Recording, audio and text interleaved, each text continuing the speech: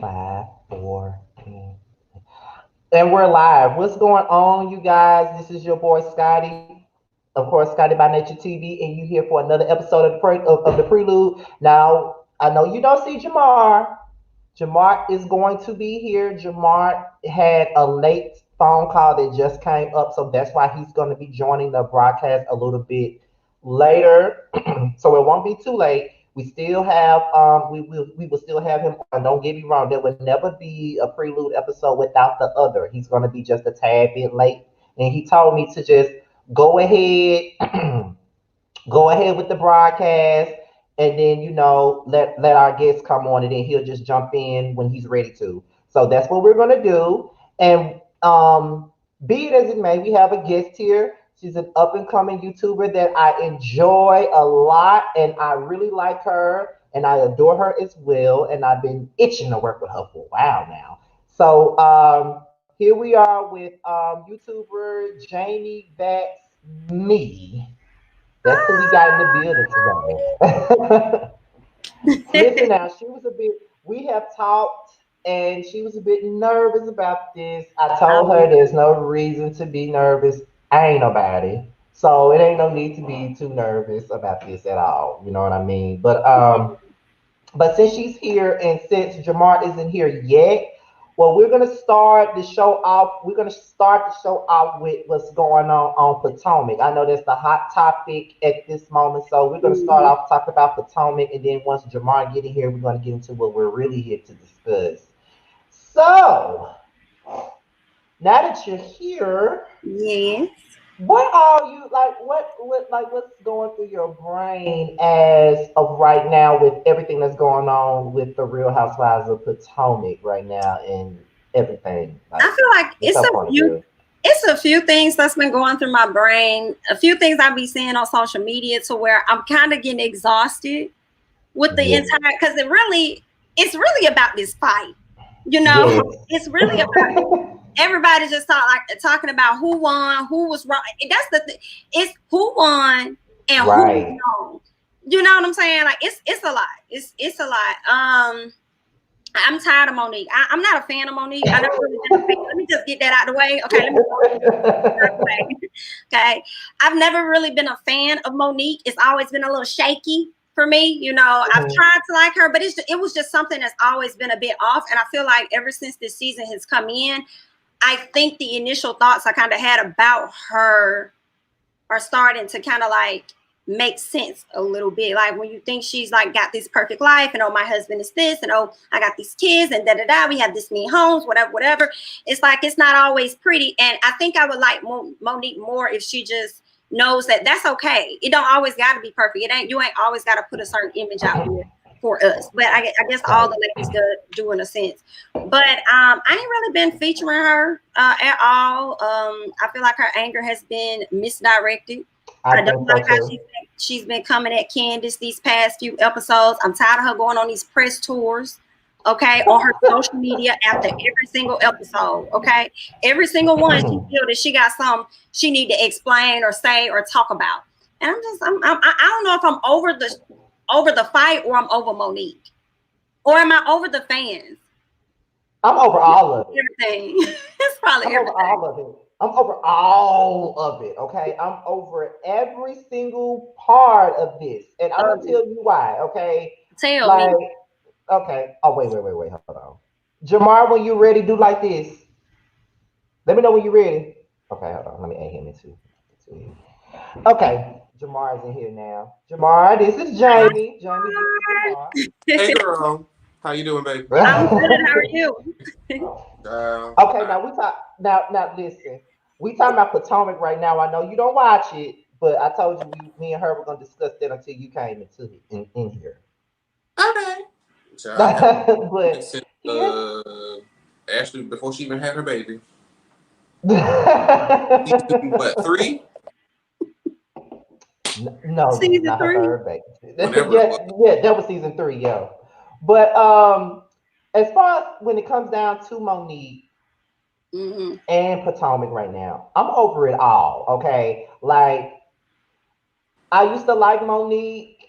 I used to feel like the other women kind of misunderstood understood her in a sense. Like I used to feel like she really wasn't that bad. It's kind of like how I used to feel about Portia on the Mm. Housewives. It's kind of like how I used to feel like that. It was that love that I used to have for Portia, and Mm-hmm. I used to have it for Monique. But I'm looking at it, and it's like the love that I have for Portia is kind of like the love that I have for Monique in the way that Portia kind of switched up. Mm-hmm. Monique is kind of doing the same damn thing, and it's making me not really like her like Like that. her. But even though I'm not really featuring her like that, Mm. and when the fight happened, I placed the blame on both of them because I feel like both of them were being challenged. Mm-hmm. And it's like for me, it's like this. On one hand, we could say that Candace had a part in it only because drag me, Monique. Drag me, Monique. You know how you provoke a person. Drag me, Monique. Because sometimes I know if I've been in a fight or two in the past. Not saying that I'm proud of it, but I'm never gonna pass the first punch. So if a person is in my face, threatening me, of course, I've been in a position where I provoked the person to hit me because I didn't want to hit them first. I'm gonna be honest about that. Mm-hmm. But that's the only thing that you could really say. And I felt like they were both being childish, but Monique just took it a step further when she really drug her. Like just because the person tell you to drag them doesn't mean you have to drag them. And I Exactly. actually said that in my review, but that got Mm-hmm. just thrown out of the window. Just because I said I felt that they both had a part in the fight. You know what I'm Well, saying? Who do I they want to drag? Who do they want you to be mad with? They right. want me I to be feel mad like at he wasn't gonna Monique. win. I felt like he wasn't gonna win. It wouldn't matter who team he was on. The opposite person's fans was gonna be in them comments going in. Because it's just like this. When I was going in on Monique for most of the season, Monique's fans were mad. Candace fans were good. But at the Mm-hmm. beginning, when I was dragging Candace fans are mad. Monique fans is praising the ground. It's like you can't win worth a damn. Like it doesn't matter what you do, you ain't gonna never At win. all. I felt like Monique fans were placing the blame on everybody but her. Like, okay, it's okay that's your fave, but just know that your fave can be wrong. Why y'all over here? Giselle started it because Giselle pushed her. Listen, Giselle didn't make that lady grab that girl hair. She was already I didn't flipping. even. That's when she was I didn't wrong. even. I didn't even see Giselle push her. I didn't either. I thought it was Robin. And then, the fans, okay? What Shani said, that she told us not to be too And invested. then, So the fans went and took a snippet of the hand. They zoomed in, took a snippet of the hand, and then looked at the rings on Giselle's hand and said it was Giselle that pushed her. So it's been a lot going on.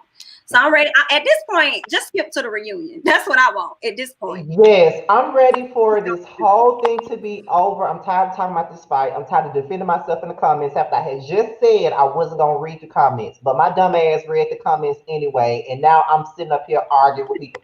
That's the same thing I said I didn't want to do this year was go back and forth in the comments because when I do that, then I'm the bad guy. Scotty has a bad attitude when I go back, when I defend myself in the comments. I'm just trying to tell y'all that's what y'all saying I'm doing is not what I'm doing. But Right. it doesn't matter. It doesn't matter. It really doesn't matter. I have Yeah. to understand it. See, this bitch right here, Jamar, he's not gonna go back and forth in the comments. He just gonna let them say whatever the fuck they want to say and keep moving. He If ain't I do, going back. I'll read them one good time, and then that's it. What? There will be no reply. They can try to reply, but they'll just get left or deleted. Or so, you know what's better? You know what's even best? If you read somebody and they try to come back at you, and somebody else gets them together.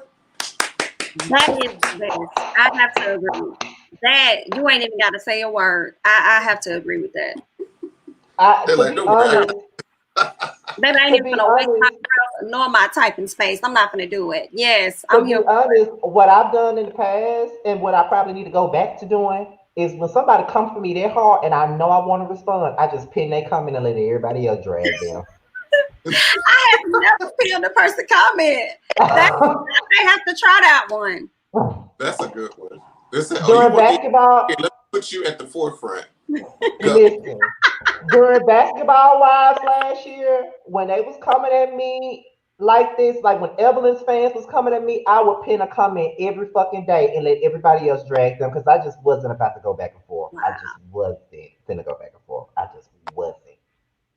Wow. And it was too Well, many I fucking have to say, comments. speaking of basketball wise, I have to say this though. I know it was a lot of BS going on with OG and everything last year, but had they brought the season back during the pandemic, I probably would have watched it to waste time. I would have watched it on one of my secret sites though. But Yeah.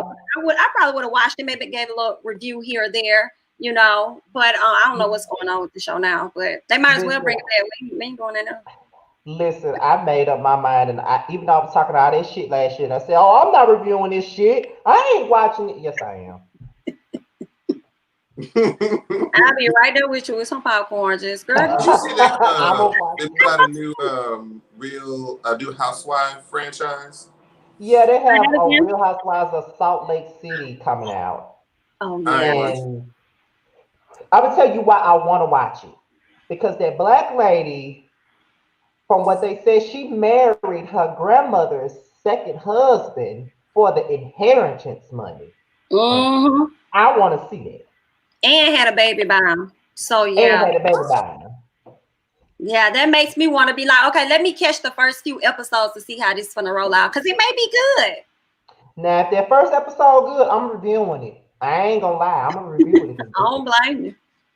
I don't blame you at all. Look, I don't look, think it would be bad to add one of the white franchises over into the review world. I don't think that'd be bad. Because I've I never seen tried either that. of them. I tried that in the past because that's back when I was trying to, like back in my early days. Like that's when I was watching the Housewives of Beverly Hills and the Housewives of New Jersey and New York. I tried, but wasn't nobody watching them, so I just dropped them. Didn't nobody want to Mm, watch, so I dropped yeah. them. Because there's only a select few people that watch both like Atlanta and like Potomac and also Orange County, Dallas, Beverly Hills, and the rest of them. So you I'm have never watching Dallas. an audience. I ain't never Okay, watching Dallas. we need Period. another people of color franchise because we got enough. So somebody gonna have to talk to Andy. We know it won't be Nene, but somebody need to go talk to him. Need to open up a Maybe new. a Housewives of Houston I or was thinking that somewhere a in They Texas, Housewives. tried to San make Antonio, maybe. Houston. They tried to make Houston franchises with Love and Hip Hop and Married to Medicine, and they all started shooting. So we can't have nobody in Houston because And they don't. basketball wives. They tried to have a basketball wives Houston Yeah, too, I remember that. Did they and Hilarious. that start didn't work shooting? either. Did they start shooting? They did shoot it. It just didn't come out.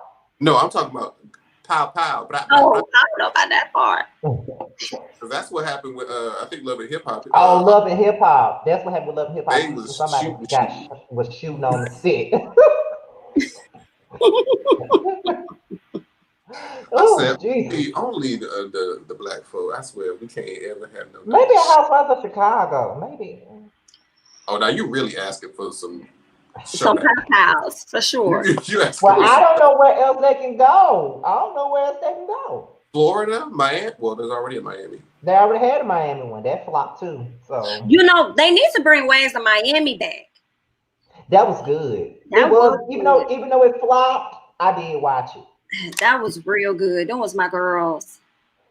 I used to I'll love. take another Real Housewives of Miami with those ladies.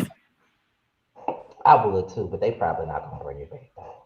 Unfortunately, they probably not gonna bring it back because they had a Housewives of DC that time, and it lasted one season. But I didn't watch that though.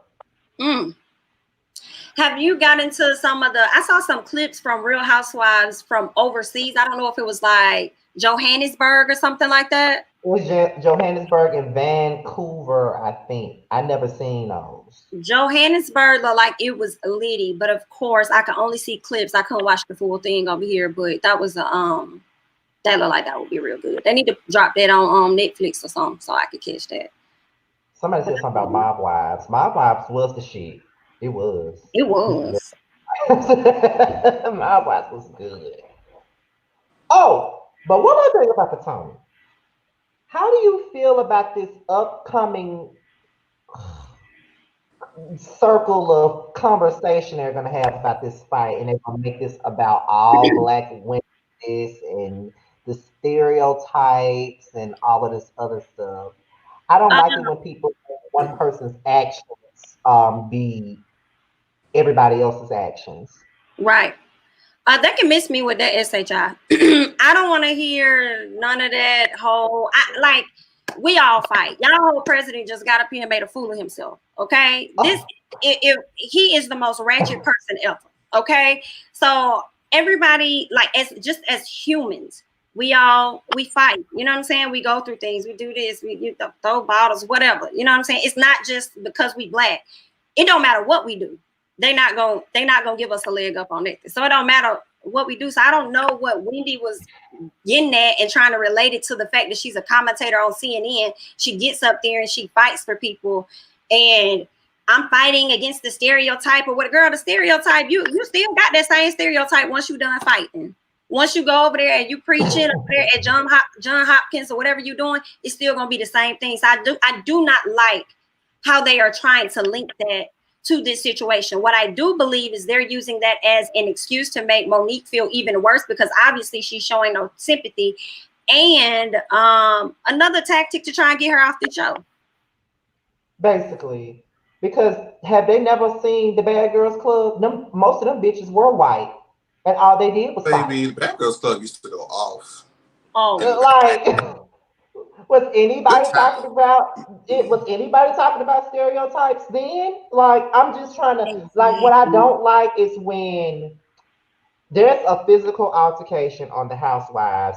Everybody gets so self-righteous and act like it's so horrible. But when you look at Love and Hip Hop, bitches be ready for these folks to fight. Let's be real. Like if Baby, you she look in the was a comment real star section, at every Black Pride. that's what I'm saying. It's like when you look in the comment section, the same people that's just acting like they're so above fighting Mm-hmm. for the I Housewives. When you go be to the one. maybe the main one stand and going up for fights. This My is only taking thing is like I feel that I understand about yeah, all these franchise fight. I mean, even with Portia, I do feel like she should have drawn Kenya because Kenya literally reached over somebody else to put that scepter or whatever in her face. Yes, I'm gonna drag you. I felt like with Monique and Candace, they were just doing a lot of talking. I feel like Monique knows how to exercise her restraint just like she did with Robin when she had the umbrella up in her face. You told that's Robin, what she I bet should you have gonna come thought. say it in my face. Robin went and said And it she in your did. face, and you had the umbrella, and she was like, no, it was another tactic. She was trying to bait you in, and it didn't work or whatever. But it's like with that situation, like it's like Monique, you could have not gone there. All the anger you were feeling, you was losing that fight. Candace was clowning you, everybody was laughing, and you just decided to, you know what, girl, I can't beat you with these words, honey, but I'm gonna beat you with these hands, and that's what she did. That's what she did. Basically, that's pretty much the basis of that. Basically, like I feel like sometimes if you a lot of people sometimes like when you can't fight with your words, then the next thing you have is It's them hands. the only thing you can do. Now, before we get into what we're here to talk about, because somebody just asked about this, and I really wasn't planning on discussing this, but since they asked, how do y'all feel about the presidential debate last night? Before we get into what we're really here to talk about, how do y'all feel about that love and hip hop ass In the debate presidential that they had? debate, like he was an episode of his reality show. What was that shit called? The Celebrity princess, Apprentice. The the Apprentice. apprentice or something like That's that. what he treated it like. It felt like two old men bickering back and forth. I felt like we didn't learn anything about their stances or their policies. I felt like they were just really up there reading the fuck out of each other.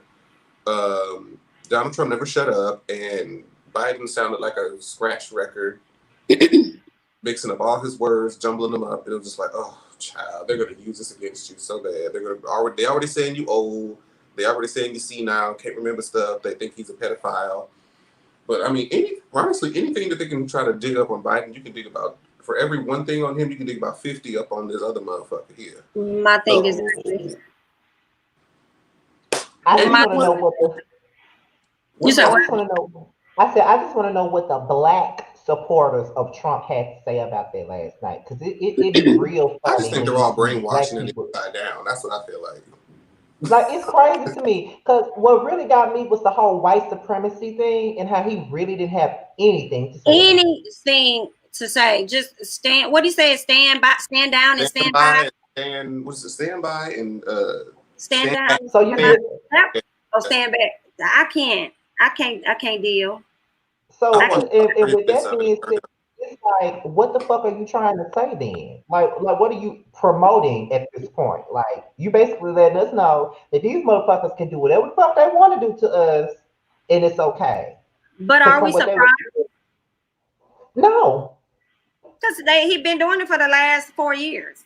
So I did not watch the entire debate. I definitely saw some clips. I was glad after seeing them clips that I did not watch them. Okay. It sounded like it was a mess. It sounded like it was a kindergarten debate. It actually sounded like somebody going to their teacher, when it's two little kids and somebody did something to the other person and they both talking at the same time. Like, it's just too much. Like, y'all are grown old men. And I don't honestly, I'm like what Jamar said, like one thing you pull up on Biden, you could pull a long list up. Then we talking about lists, but we just not getting his taxes. How long he been in office? We just not getting this man tax. He only paid $750. And then when they asked him about it, I think it was when he ran against Hillary. Hillary called him out about that, and he gonna say, "No, that means that I was smart." I said, "Well, motherfucker, you may be right, because obviously You I'm might just with be on to something, goddamn. Okay, you on to something that you could pay $750. And all the rest of these people have paid about $1,300,000 or a few $1,000,000. You only paid less than most people's rent. You know what? But I'm over here like, people can't even get a credit score of $750. Okay, and you over here paying. That's what I'm saying. That's what I'm aspiring to do right now. So what are you saying? What the fuck are you saying? Y'all know I am afraid of this. I'm afraid on both ends. I'm afraid if he wins, and what if this fool does not win? Like, he is going to throw a fit if he does not get his way. It's gonna be a fool. I guess we just gonna wait and see. It's gonna be a mess though, y'all. But I'm gonna be out there voting. I'm not mailing in no ballots. Honestly, I'm gonna be the first person there. Knocking at the doors. Let me go and get my vote in. Let me just go ahead and get this vote in. I have to mail mine because I won't be in California the day on election day, so I have to mail mine in. Gotta do what you gotta do. I'm ready. I'm just ready for this whole election to get over with at this point. I'm just ready for it to be over. Some people were like, I respect Hillary so much more now for dealing with that mess. She did it a lot better. I will say that. She was getting him together at that debate. And he was a bully too. Like, he was bullying Biden. Wasn't he like walking around her and shit? Girl, he's a big ass bully. Like, it was straight weird. up. Straight up. But I guess, well, that's really all we got to say about this damn presidential debate. It was just like watching a damn reality show reunion. All they wanted to do was read each other back and forth. That's all they were doing. I bet you it was the loudest debate y'all ever got and probably gonna ever get in y'all lifetime. It was. I will be tuning in to Kamala and the other ones. Those make more sense. I will be tuning into that. Because that's going to be very interesting. That was the first presidential debate I ever sat and just laughed at it the entire time. I didn't learn shit. All I did was laugh. Because they were literally just up there reading it. It was like a reunion. Where it was in. Oh, another thing. We need like a black woman to be the mediator because Trump was running all over that poor man. I'm like, look, if you don't tell him to shut the fuck up. Mr. President, I'm trying to do that. And he just still talking. I was like, don't be fucking rude, okay? What's wrong with you, sir? I say, get up there, have a drag queen, have a black woman, have a black gay man up there. No. They probably should have had Nina Park up there or somebody. Like, shit. Somebody said New York needs to be the moderator. Oh, baby, I would not New York. New York couldn't be no moderator. She would have read Trump. She can't be no damn moderator. Well, what if they put Kaya in there with her gang? Not Kaya. But I would pay U.S. currency to see that. Now Kaya would have read Trump too. She would have she baby. would have just pushed she would have pushed Biden out the way and took his side and Right. started reading him Pull out her herself. notebook Like in that's between her what would have titties and just start reading. happened. Well, Okay. okay. I get yeah, we can move on from that child. So we're here tonight to we're gonna like I said, this is a topic driven episode of the Prelude tonight. First of all, thank you, Jamie, for coming on tonight. I really appreciate it. Number one, I really Of appreciate it. course. Thank you. And Mhm. tonight we're gonna be discussing regrets, Hmm. things that's holding us down, things that's holding us captive, things that we want to let go, but it's hard to do so. And I'm gonna start off with Jamar since his ass was late today. Child, I don't know if you need to start with me because I don't know if I have like a. I feel like I need an example. I feel like I Just need. Mm. anything that you may regret, anything that's holding you Well, down, anything you haven't let go of, just anything. It don't have to be just as one thing either. as far as regrets go, I mean, I don't. I've kind of gotten accustomed to not living in a state of regret because it's like if I went back and I made a different decision, then I may not have like the same level of maturity now than I would. So I Mm, kind of see like every decision was like a stepping stone to get a to where I'm lesson. at. As far as like something that's holding me back, I could say that I'm like super conscious or super over analytic of myself and how I navigate social spaces sometimes because a lot of time I'm concerned about like what if everybody else is having a good time, like uh, am I coming off a certain way, and it will prevent me from like engaging with certain people because I'll already like have preconceived notions of all the negative things that can come from in an interaction, even like at the club. Like you'll see somebody, and if it might just be me, but like the more attractive a person is, the more I feel like I look like a foot. Like No, that usually, ain't just you.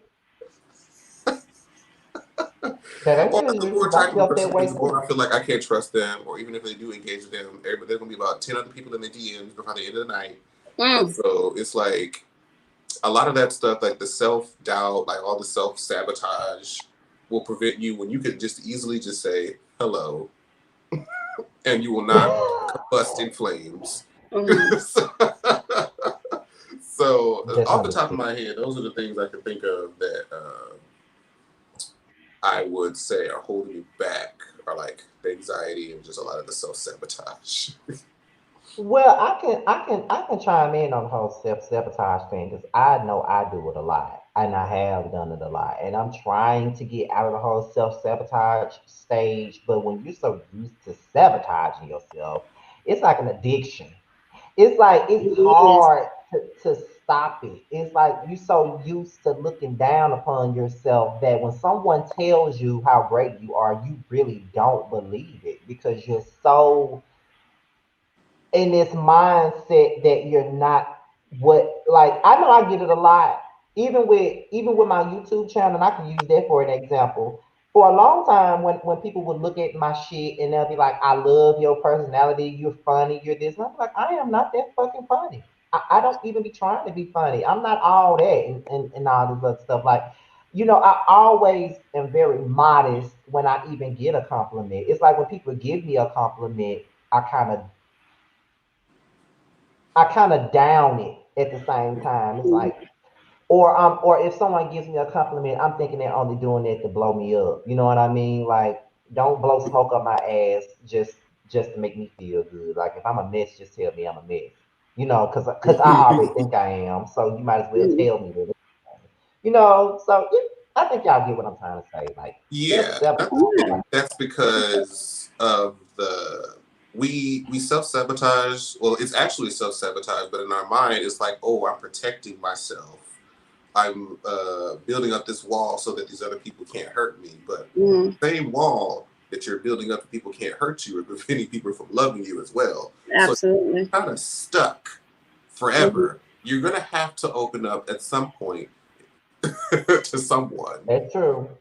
That's So true because when you building up that wall, you're thinking that you're protecting yourself, but you're really not because you're hurting yourself more than anybody else can. mhm. So that's really what's going on, really. And So then you're getting I used to it, yeah. yeah. So when you said that, I totally understand. Like the whole, like even at a club, like you said, even at a club, a man come up to me and ask me for my number. I'd be like, you want my number out of everybody that's in here? Like I could pick two, three other motherfuckers you could ask out, but you come to me about people. You come to my ass. But all these bitches in here, you want to talk to me? And plus that and then that's something I can turn the person off too. It ain't attractive. So it's like it's not. it's Mm-mm. But not at all. it depends on how it depends on how the interaction goes. Because it could be endearing as like somebody who is like fine but don't know that they fine is the best kind of fine. Because if they know they fine, then it's something else. Yeah. Yeah. But if they're like Cause shy and they don't really like see themselves that way, but then like you complimenting them sort of really brighten them up, like that's different. That's hot. yeah, because So when a person is that knows they fine and everybody tells them they're fine all the time, they're gonna it's Yeah. like you know what I'm saying? So it's like I be want to say, bitch, you ain't that fucking fine now. Don't do that. Exactly. But So we're gonna move on to Jamie. So what are your thoughts and regrets or things that you feel is holding you back or holding you down or So for me, I think nothing. I know. So one of my regrets is not trusting myself enough, to like go out and do things or anything like pursue certain goals or whatever, like just not trusting myself, which turns over into that self-sabotage stage, and then just kind of like staying in that phase. And then you see other people kind of doing what it is that God had already put in your head for you to do, but you was over there not trusting yourself, like, oh, I shouldn't. You know what I'm saying? So seeing Mhm. that and seeing different things coming to fruition, you would think that would help me or come into fruition for other people that I've already thought about.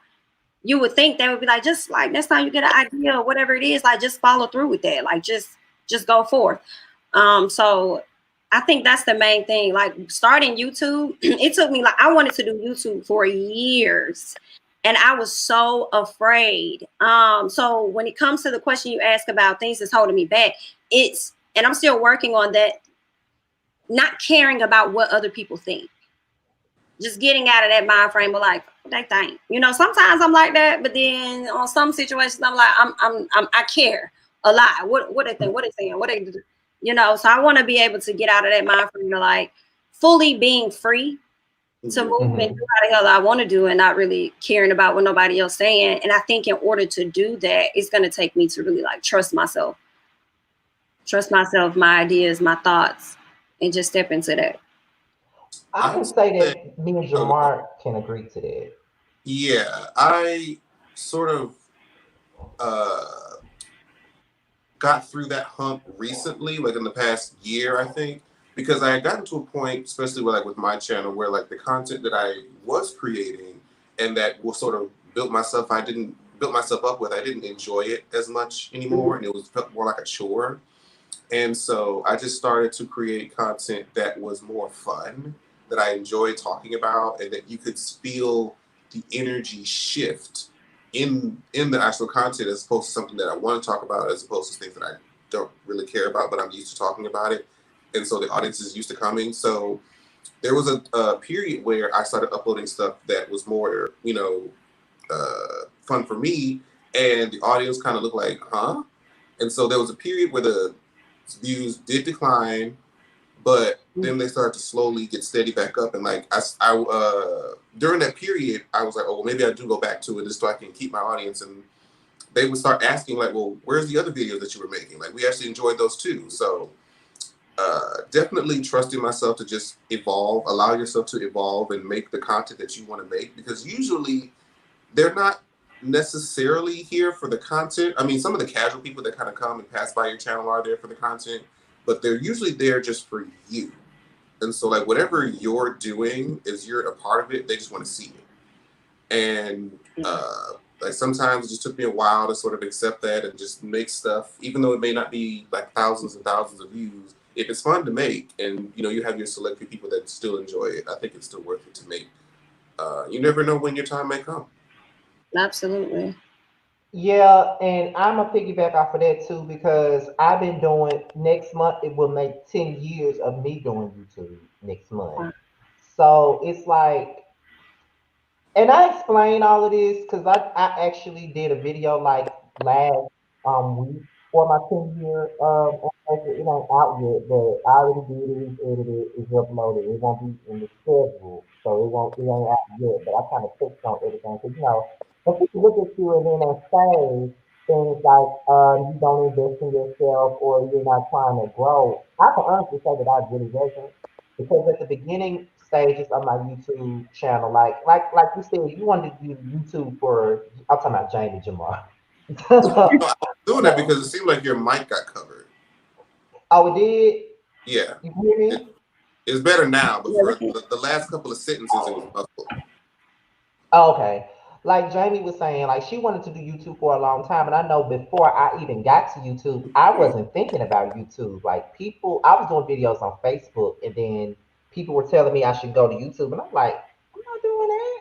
And just like you said, it's like it's one thing where you at a point to where I don't give a fuck what people think because I'm like that too. But then when you're opening yourself to a whole different thing where you got a lot of people that's gonna give their opinion on you and they don't really know you, but they're giving their opinion on something on maybe like 15, 20 minutes of your day. They're giving their opinion and it's different because now you're so conscious about what you say, how you act, what you do, and then it's like everybody has an opinion about what you say, how you say it, what you were thinking about.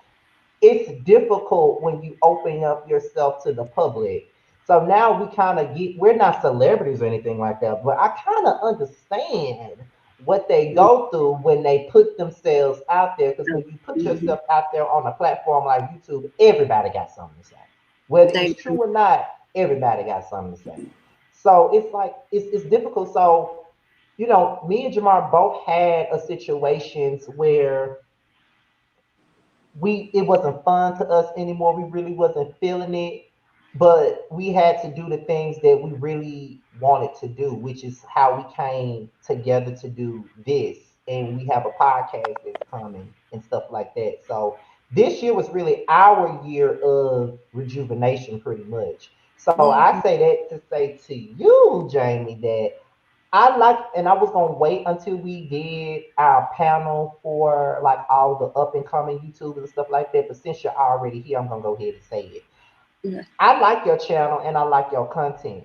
And Thank as you. a person that's been doing it for a long time, I really want to see you continuously do it and just be consistent with it. Like I do feel like you can, and I know consistency is hard because it was hard for me. It was hard for Hmm. Jamar too. It Hard can for be me hard, today. especially right. It can be hard. It can be hard. You know what I mean? Like especially when you Yes. got real life going on. Sometimes life can really get in the way of what you're doing because that was Yeah. my issue. That was my issue. Work life.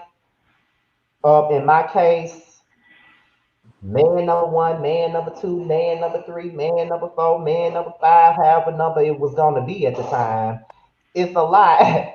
So, you know what I'm saying? That's how it is. So I do want to see you do more with your channel and just continue to do it because Hmm. I do like your content.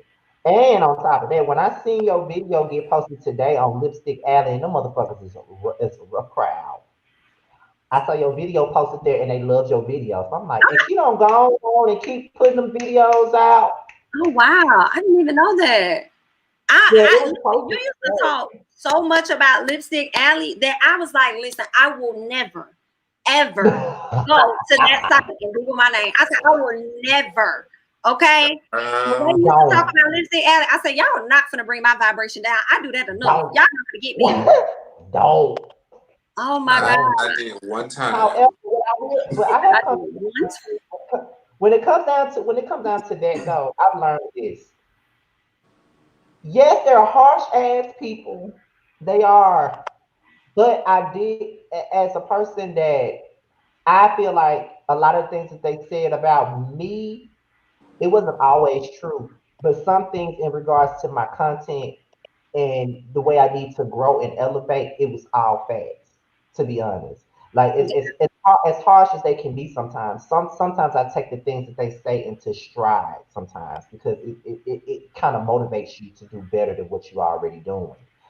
Yeah, So, so they can be a bit much, but I do appreciate the harsh criticism sometimes. The only thing that I didn't like about that was that about that particular site was when they were trying to say that me and Jamar weren't friends anymore, and that just wasn't fucking true. I don't know where they mm, got that I from, don't know how but you it even. just wasn't true. But I don't look at it as much, but I do go there sometimes to like read gossip sometimes.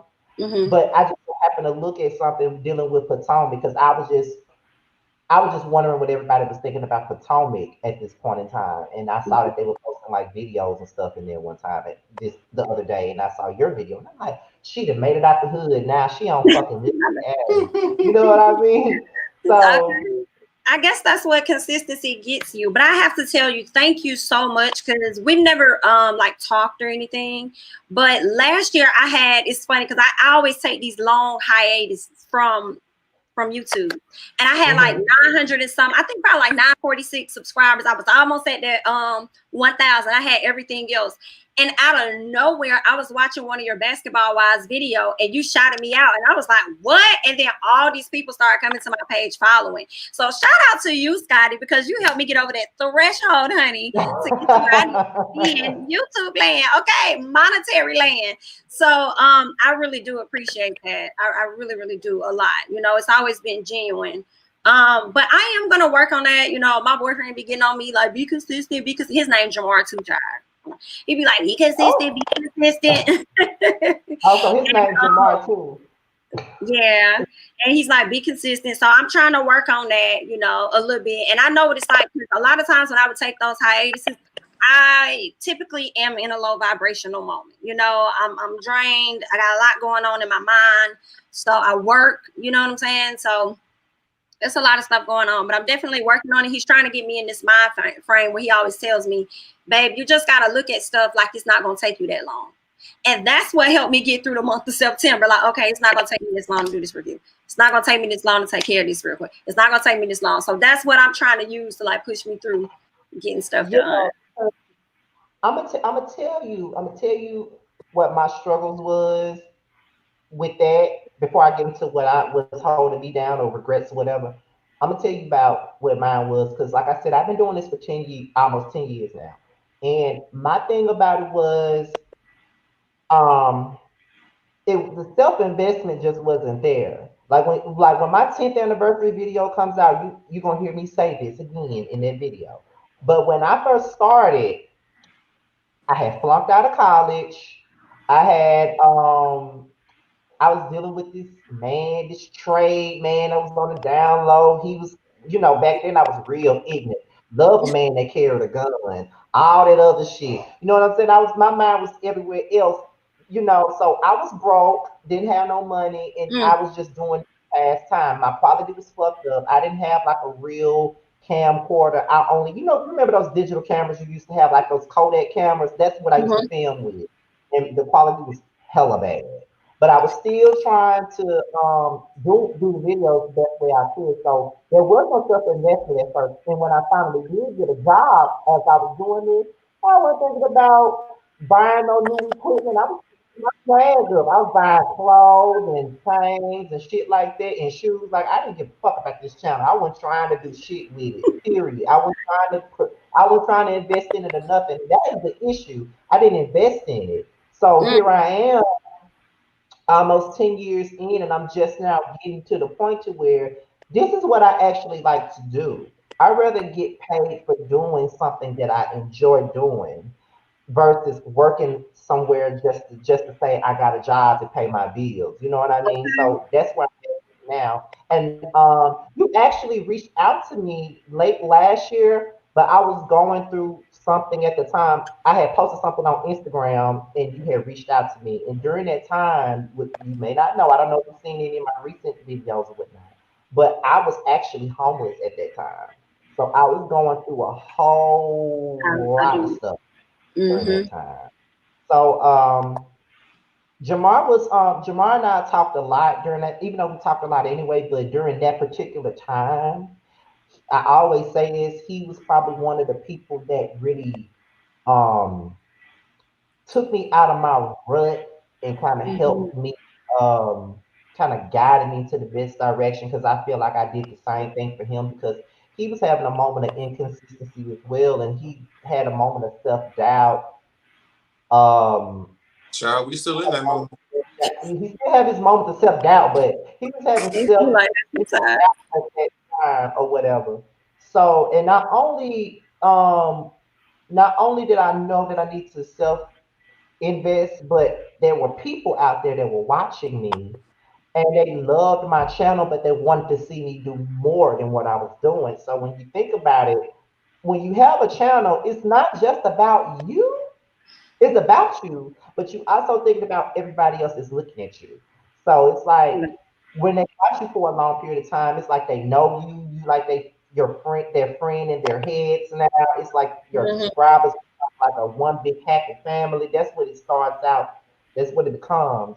So once the year started, and I got on my feet and I was able to do most of the things I wanted to, I started self investing and just trying to bring more to my channel versus especially COVID because COVID kind of came in and fucked up everything for everybody. And Issue. I didn't have Amen. reality shows review anymore. Like most reality shows were not even filming anymore. So I said, I got to do something. What can I do? Because I mainly do reviews. So what can I do? So I got into the whole celebrity gossip thing and started doing videos on celebrity gossip, and that kind of helped me, do With more. And the then consistent. yeah, then I'm doing more with Jamar. And even though I work a lot, I kind of push myself to just go on and do the videos. I'm like, okay, I know I'm tired, but let me just go ahead and just do this video or whatever. Now I ain't gonna lie, I will take a day and be like, look, I put out at least 6 videos this week in a couple of days. I need the rest. For All sure. right. Yeah, like You so better sometimes preach, child. he'll take a week or two, probably more than that. But we gonna fix that. But that's the thing. So like I said, I was gonna wait until me and Jamar did like our freshman panel because we did a panel with all the OGs a couple of weeks ago. Well, maybe 2 months ago now. We did a panel with all the older YouTubers. Now I Right. had the idea to do one with some of the younger YouTubers that the becoming YouTubers that I see, and it's just honestly since I've been on YouTube, I've always been the one to shout people out all the time. Like if I run across your video and I like it, I'm gonna shout you out all the time. That's just me. Like I don't give a damn how many subscribers you got. If you got 12 and I like your video, I'm gonna shout you out. It doesn't matter. That's so So sad. that's just how I am as a person. Like that's how me and Jamar became friends. Like he didn't know me. Well, he was already watching me. He was watching me first before I even came across this channel. He was watching me first, I think. I think, I honestly, that whole time period was a blur because it felt like it all sort of happened at once and overlap. Yeah, Like it you, did. Bondi, Ashley, uh, who was? I think the only people I was watching on YouTube before I started my own channel was like Kevin Candy, Wesley, and like back in the day, B. Scott, um, Oh yeah, Tim everybody Van watched. Adams, uh, Lionel. Like those are people that had already been doing it for like at least 2 to 3 years before I even found them. And then I watched them for about 2 years before I started my own channel. And it was around that early 2013. I know when I started doing Bad Girls Club, and I think 2013 was the same year that at Love and Hip Hop Atlanta season 1 came out. That Was that was two. 2013? It was season two because season one came out in 2012. Oh, was it? Was I watching? Was it? Maybe I was just watching. I think I only watched the first season. Maybe I started to actually recap the I second. think you recapped it the second season because that's how I came across you when we were recapping the second season. Okay, yeah, because I know I didn't start Bad Girls Club till like the top of 2013. Mm-hmm. So maybe that was, see, it's all a blur at this It's all a blur, pretty point. much. But I know it was at that time period when all of that, we all sort of got connected. Yeah, so like I said though, like I want you to keep going though because I like your shit. I do, and I want you to keep going. Like period. Because from the moment I saw your videos last year on Basketball Wives, I was like, I let me shout her out. The next time I do one, you know what I'm saying? See, I'm shouting her ass out. I'm gonna make sure I do it because I like her channel. So I want you to keep going because I just like to see because it's another YouTuber that's out now, and he's a new YouTuber, and he's actually his channel is growing pretty fast right now. His name is House of Aaron, and I Oh, love I his watch videos. him. I like I his. love him. Yeah, He's I know one of he's. the people that I want to bring on for the panel that we want to do for the up and coming YouTubers. I know I had you and him in mind, and it's another one that I love, Rodney the Voice. I like him too. I I love his just got videos. into his stuff last week. Yes, Yes, I I started really like watching him. him last year. I love him. I love Rodney the I don't Voice. know why I'm And just not hearing about his stuff then. I'm just not seeing yeah, his maybe because it's Potomac. That's and I've been looking for other people's stuff. So like yeah, I really like hmm yeah. So I know it's him, you, and House of Aaron. I like all of y'all, and I want to continue to see y'all go on up. That's just me though. That's just me. I just love to see everybody go up. I don't give a fuck if y'all all surpass me in numbers and anything like that. I could care less. I just want to see everybody go up. That's that's how I that's am. what's up. I wish the same for y'all. Period. It's gonna It's happen. gonna go up though. I see a lot of When you genuine. do good, it's coming back. That's True, just what that is.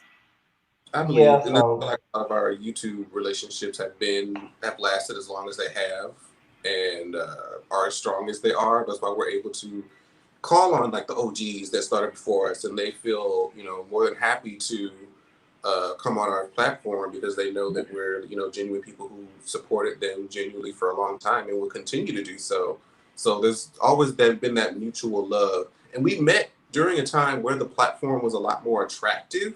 I think YouTubers now probably aren't as motivated to continue on with the platform just because it's not what it used to be back in the day. I know people have moved to like Twitch or what other the streaming platforms now, but Hmm. YouTube used to be that girl. She used to be that girl, and we it used to all was. like watch each other's stuff. There was a lot less pettiness, a lot less politics.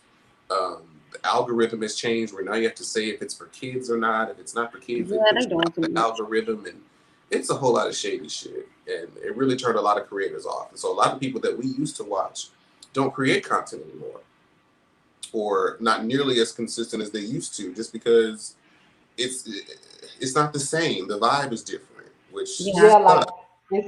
it's not like the same. I'm gonna put a video out 3 times a week anymore. I'm gonna pop up every other month and be like, "Hey, bitch," and then I don't hear from you no more after that. So that's what it is now. So I'm still going though, even though people feel like I need to just. I know I seen somebody say what they say. Oh, Scotty Channel ain't never going nowhere. He might as well just give it up. What they say? I'm like the Chingy of YouTube. That hurt my feelings because ain't nobody checking for Chingy. Why Nigga, Chingy? Like out of everybody, you said Chingy. Out he's of everybody, chingy. like if you want to use a rapper that flopped or a rapper that kind of fell off a little bit, why do you have to use Chingy? That was just the ultimate insult. That Right. really hurt my feelings. I wanted to So cry when I saw that. you would have been you would have been cool if they said Lil Zane. No, don't say that one either. Mm-mm. I feel like Lil Zane got more credit than Chingy. That's kind of true. I be But I wondering. would have been fine if you would have said Nelly. Nothing at You could all. have I be said wondering. Nelly. Some of these people done passed away, and we don't even know. Like, Shit. is anybody heard from Chameleonaire since 2004? Girl, has anybody heard from Petey Pablo, honey? Where is he? Oh, child. Where are they? I know, what's his name? Fat Joe's still around. I saw him make some stupid comment not too long ago. Hey, they could have said I'm like the fat your YouTube. I would have took that. Why you call me stupid? Damn, don't hurt my feelings. Look, at Who least are you you? in the mid 2000s. But this is the thing. They be saying that and they don't be doing it. It's like y'all be coming on here talking about these folks and y'all ain't created channel yet. Y'all haven't put yourselves out there yet. So sometimes I do let it roll off my back, whatever they say. And you know, you said something earlier, Scotty. You was like, when you put yourself out there to everybody, you know, it's a little, you know, you worry about what they say. I feel like I'm the opposite. I feel like I be worrying more about what the people closer to me may say. Like people I probably went to high school with, to college with. I'm probably worried about more what they saying versus the people that don't know me because I know you don't know me. You know what I'm saying? And that block button works. Okay, so it don't matter, girl. You said okay. You ain't got don't overstay your welcome. But so what? I'm gonna let you finish though. Go ahead. No, I lost my point. Just go. Oh, my bad. No, I'm gonna tell you the truth though. I think the reason why I used to be so worried about what people say is because they will poke at one of my major insecurities. And one of my major insecurities was I had a chip tooth and I hated it. And whenever they didn't like something I said, that would be they go to this. They'll go in talking about my teeth. And being that I already was insecure about it, it just make it worse that that's the first thing they go to. You want to talk about my teeth. They can't say nothing about them now because I got them done. But however, you know, that would be their first they first go to, then I'll try to find a way to talk so it won't be shown or my angles. So it would be like that. Those are things that me and Jamar would talk about. Like I would hate, like sometimes like, I just be like, look, I just do my videos but won't have my face shown. Like it would be like that. Like they'll poke at, like if you have an insecurity about yourself and you're doing YouTube, please have a thick skin. Cause I normally have a thick skin, but when you got so many people like poking at it, it hits differently. But at the same time, it make you want to go and get the shit rectified. That's what I did. It took me a long I time to mean, do it, but I did. which is true. This is what we're supposed to be able to do. But what, you know, Jamie had pointed on is that is big facts. Like a lot of these people sit on these keyboards and their phones and drag us to death for the stuff that we do. But y'all gotta remember all those same problems. You getting home from work, you tired, you got kids, all your other personal shit. We have that same shit going on, but yet still devote time to watch a show.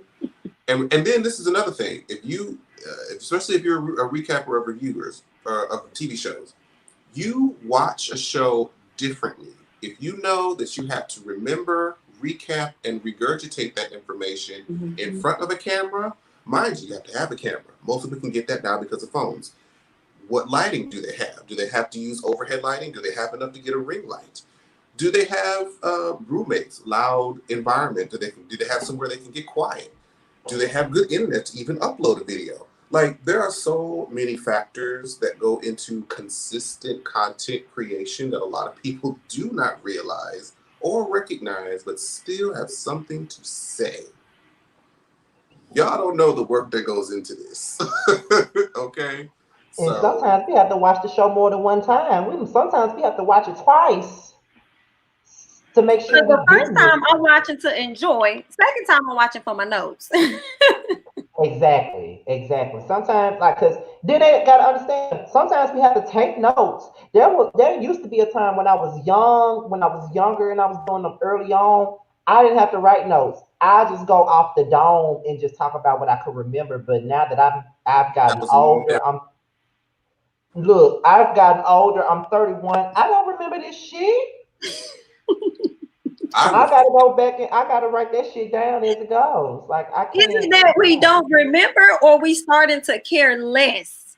Is it we don't remember, or starting to care a little less about what they do? You just know you got to take your notes to. Well, no, for me, it definitely was me not remembering, because I will.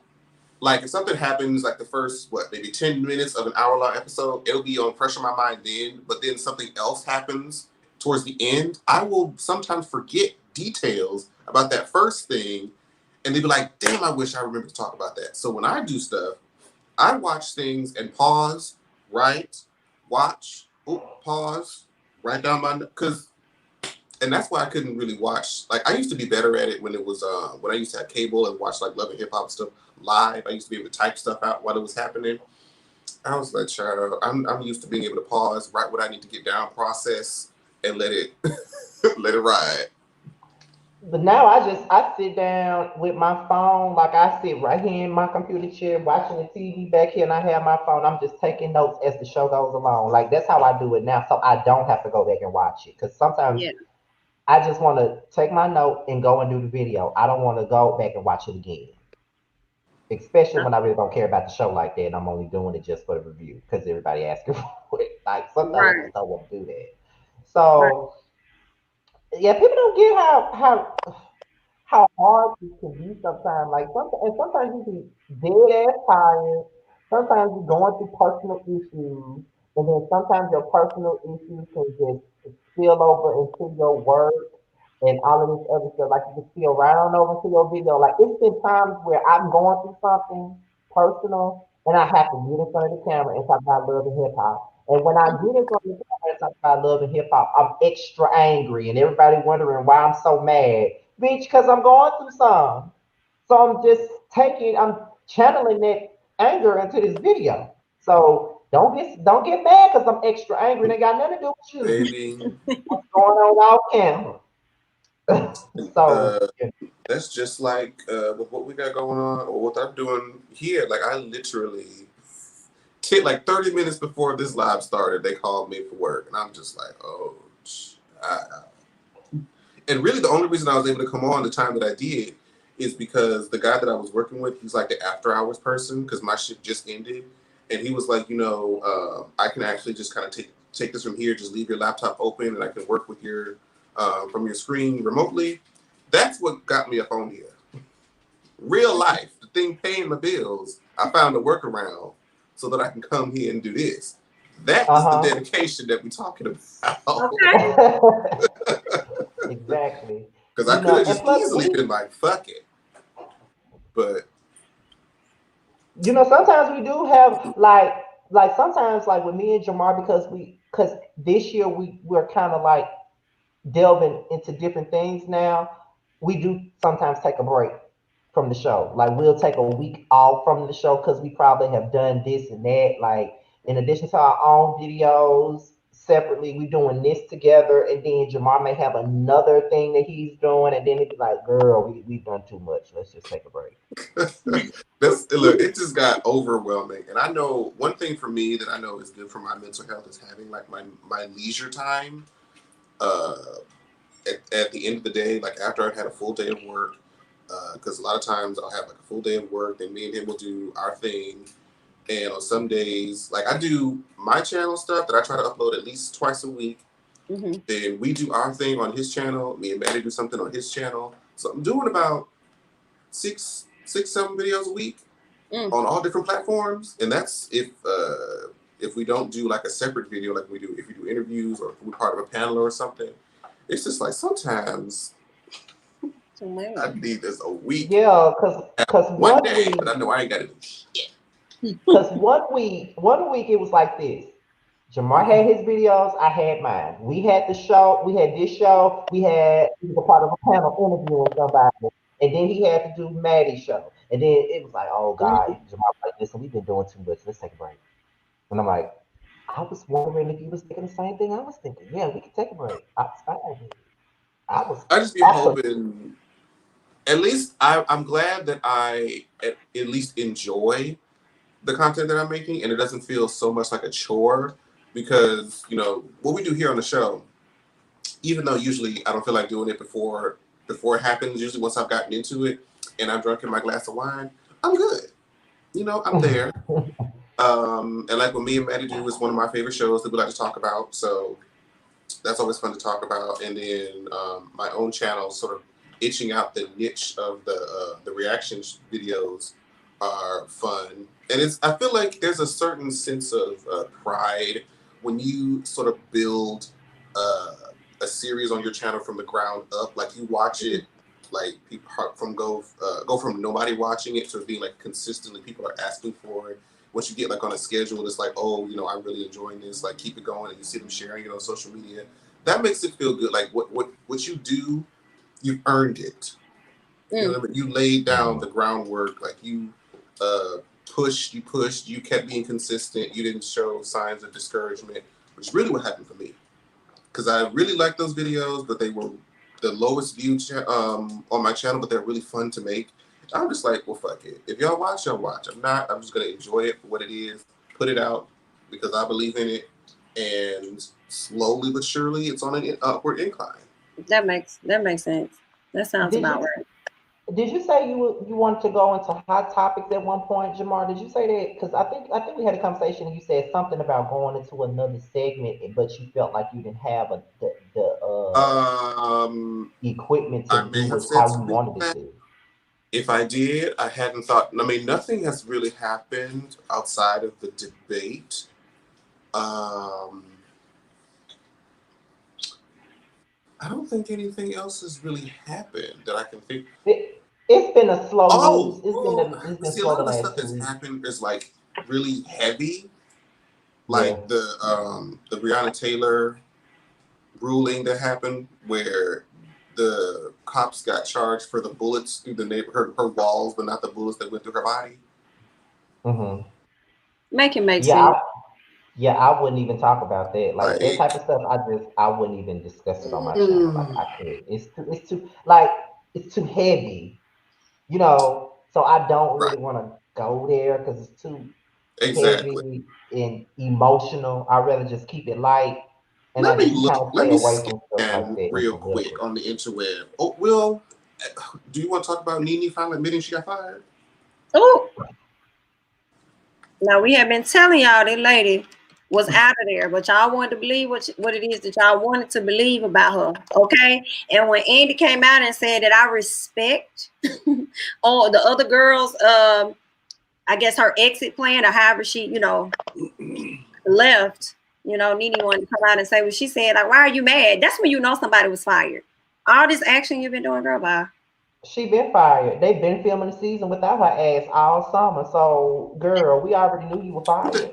We knew this last year that she was on. He had a foot out the door I because know worse. Scott reported that they Mhm. filmed half the season without her. Then halfway through, they was like, okay, maybe she can appear in a scene or two. She was already 1 foot out the door a year ago. We She was. already knew she wasn't coming back. And to be honest, I don't give a damn about her not coming back. She can stay gone for all I care at this point. I will say this. I would not mind seeing Nene on a show like The View or something. Like if she could get something like that with E Entertainment, because they're like a network that doesn't have like I think it's E. They don't have anything like that. Like I don't know. I don't watch them for real to know what their daytime life is like. But if they wanted to compete with ABC and Fox and all these other people, why not? Just go and try. You already kind of have a deal over there, so why not go and pitch some type of daytime talk with them? And I can see her doing Yeah, that. I would tune in for that. yeah, because I don't want to watch no reality show just about her because I don't think it'd be interesting. Because I don't think her life is that interesting alone. Because like I said in one of my gossip blogs about her leaving the show, I said if it's only about her, Greg, and her kids, boring because she's not going to talk about her oldest son and his bullshit and all his baby mamas. She ain't going to talk about that. That's not going to be a part of the show. Then that would be the only entertainment factor that we would get out of it. Unless she has an Like interesting, wholesome, all this other yeah, it's stuff. gonna be all wholesome like Kim show, and I don't want to see that. Not saying that it got to be negative or nothing, but it's not going to be entertaining. If she has a solid supporting cast to be built around her, it'll probably be good that way because her wedding special was actually entertaining, but mainly because of her supporting cast. Right. I think Like what's a good Candy, balance, or like a show that I think has a good balance, or does a good example of being like a good balance of the negative, might be drama, but still wholesome enough and still entertaining to me was the Braxtons. because we were very familiar with, well, mainly Tony. And then the first season showed us her sisters who had dynamic enough personalities to where they didn't like mesh all as one person. And they had their drama and it felt real because they actually knew each other. They weren't put together for the show. You know, they grew up with each other, so they really know how to interact with one another. And it was interesting to watch, you know? So I think that's for me, a good example of a good balance between the two. I mean, you got it on point because I like with Candy's spin-offs that she had. I like Candy, but I know that her personality isn't necessarily the most exciting. So, with that being said, if she didn't have her aunts, her mama, Carmen, and Don Juan on her show, it wouldn't have been that great. So, because she had them around her, Yeah. it was entertaining. So the supporting cast really makes or break these type of spin-off shows. If you're really being honest about it, it kind of does. You really don't know how important a supporting cast is until you really think about it. Oh, yeah. The supporting But cast, I mean, honestly, lifts the whatever the main cast up. It keeps them there. yeah, it kind of props them in a sense. Like to be Hell, honest, like with where would Nene be without Marlo? Well, not on Real Housewives because that's what Marlo ate. Oh, I will never forget the scene. I would bitch, I will never forget the scene where Marlo was chasing after Nene at the Bailey Bowl and with that Donald Trump wig. that was so fucking funny. That was fun fact. That season was the first season of Housewives I ever watched from beginning to That end. was the best season. That was their best season. That was their season with the highest ratings. That was their peak right there. That was the best season right there. So And I Marlo think wore her out. the season before that, when I kind of went back, was when the child Portia talked about the Underground Railroad child, and And she 265 days a year, just terrible. I love Portia. I always love Portia. She was like always my fave. Like that's back when I liked her. I would say that was back when I liked her because y'all know I don't like her no more. But that was back when I liked her. I like Portia. Yeah. I don't know if I'm gonna like her. I just don't like how she was caping so hard with Nene last year just because y'all back cool. Nene gonna throw you under the bus like she's throwing all her other friends under the bus. She does it every time. Her and Sheree Or always been like this, on and off. exactly what happened to Kate. Well, Kate Michelle don't want to do her show anymore, and even her show, She did.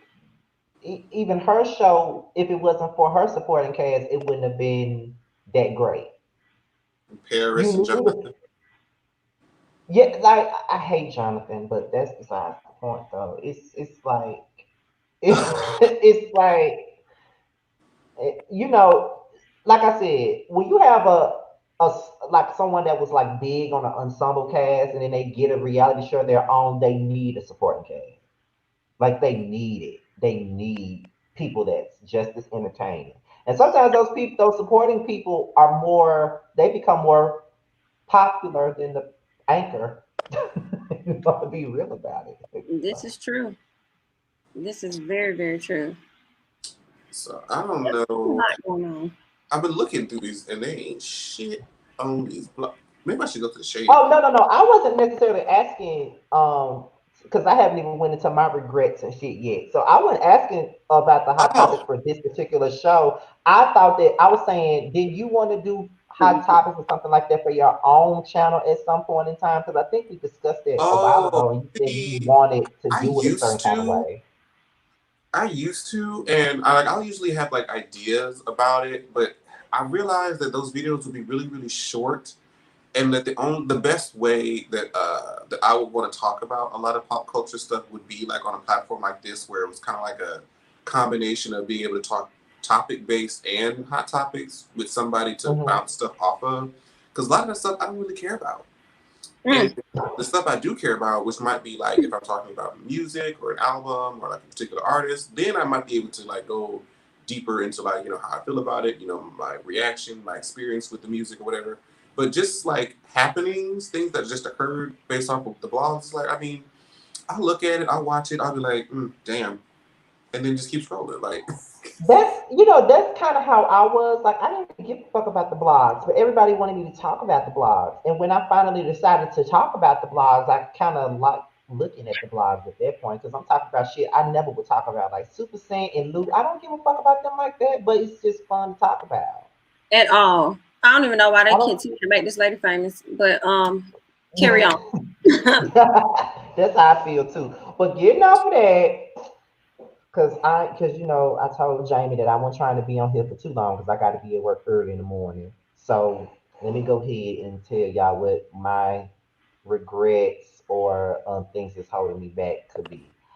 One of my regrets is probably and I don't know if I can say that it's a regret, but one of my regrets are really is probably not finishing college. Like that was something that I really wanted to do. I know that I can easily go back and do it if I really want to, but now it's kind of like I got this thing where it's kind of like, do I, at this point, when you think about it, and I'm not trying to downplay like college degrees, but it's kind of like everybody that I know that has a college degree, they all say that it really means nothing when you get one.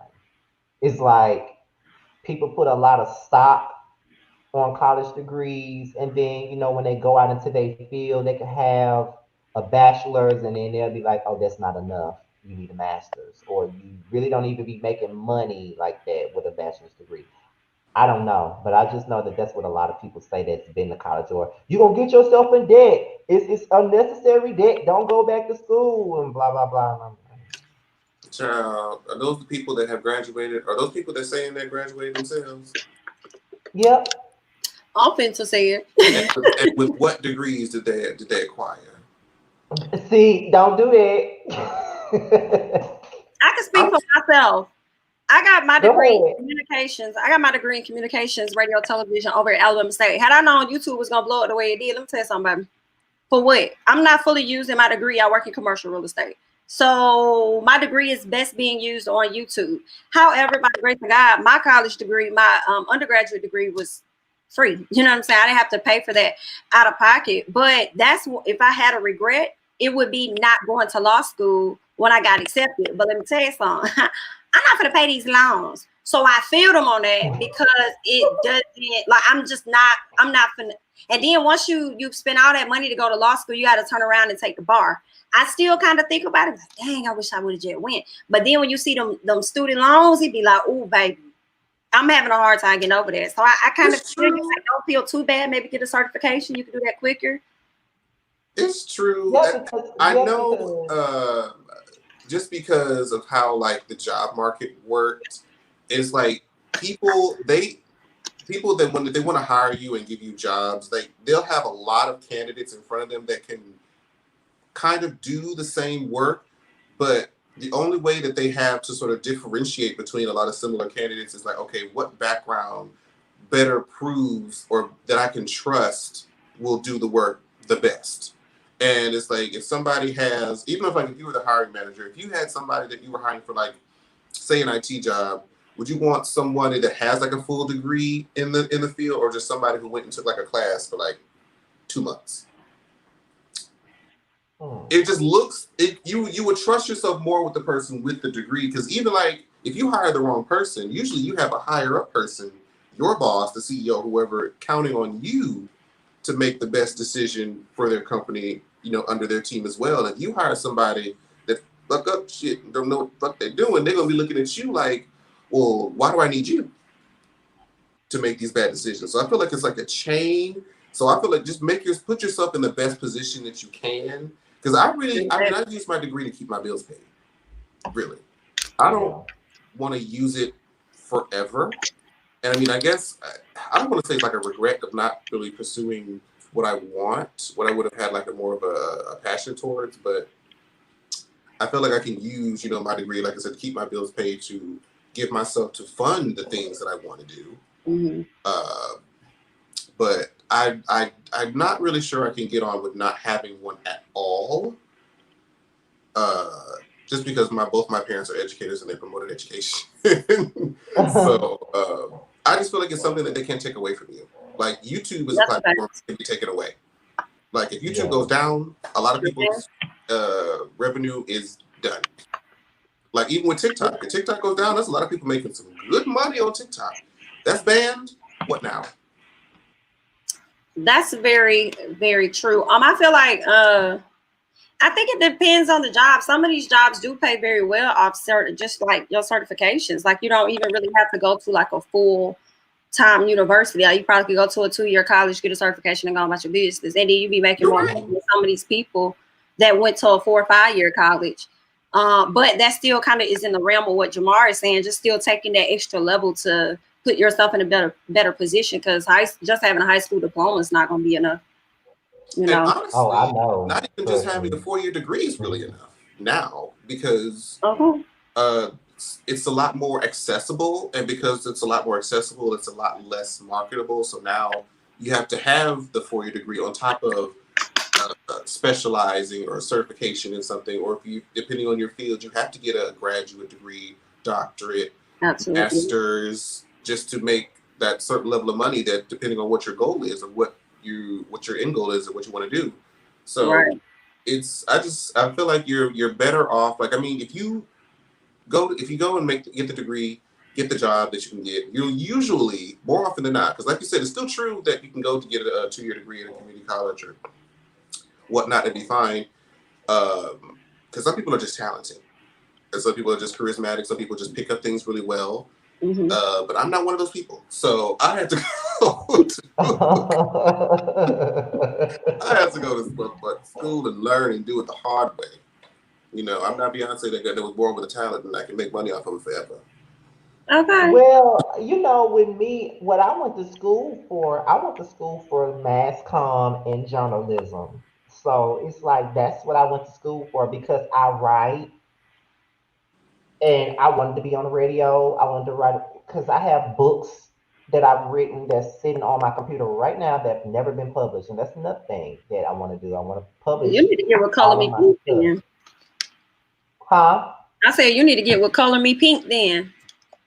Yeah, I love her. Oh my God, I love her. She even, I think when she emailed me that time, she was even telling me that she could give me tips or something like that on how to get myself published and all that other stuff. So you're right about that. Even with, because I did say that with me and Jamar doing what we're doing and us trying to push a podcast, I also want to push my original work too out there, because I've been having it on the shelf for the past 15 years now. I might as well go ahead and do what it do with that. So that's one thing, because that's what I went to school for. What I'm doing now, that's what I went to school for. Like, I wanted to write, I wanted to be on the radio, probably on TV or something like that, because truth be told, when I was growing up, at first I wanted to be a meteorologist. I can't see myself, at this point now, trying to tell people what the weather gonna be. I'll probably curse on TV. I'll be the most hood meteorologist you've ever seen in your life if I was doing that. I can't even see myself reporting the news now. Like, I'll be too rugged for that. But at the same time, it's different these days. Like that, my type of personality sometimes sells these days. So it's kind of different. But most people be like, what, you don't even need you don't need that degree to do what you're doing. You can do that on your own now, whatever. So I go back and forth with the whole degree thing and stuff like that. It's like some days I want to do it, and some days I'm be like, nah, fuck it, I ain't doing it. And then I'll just go back and forth with it, back and forth, back and forth. Because I go back and I see my mom, and when she got pregnant with me, she was in college and she dropped out. But when I graduated high school, she went back and got her bachelor's and her master's. So I know if she could do it after all those years, I'm pretty sure I can. You definitely can. It's been 10 years since I've been in anybody's institute. And So, yeah, I mean, if you decide like at a year, 2 years from now, today, that you want to go back, I think you should. And maybe just figure out how to finesse the system like our president. But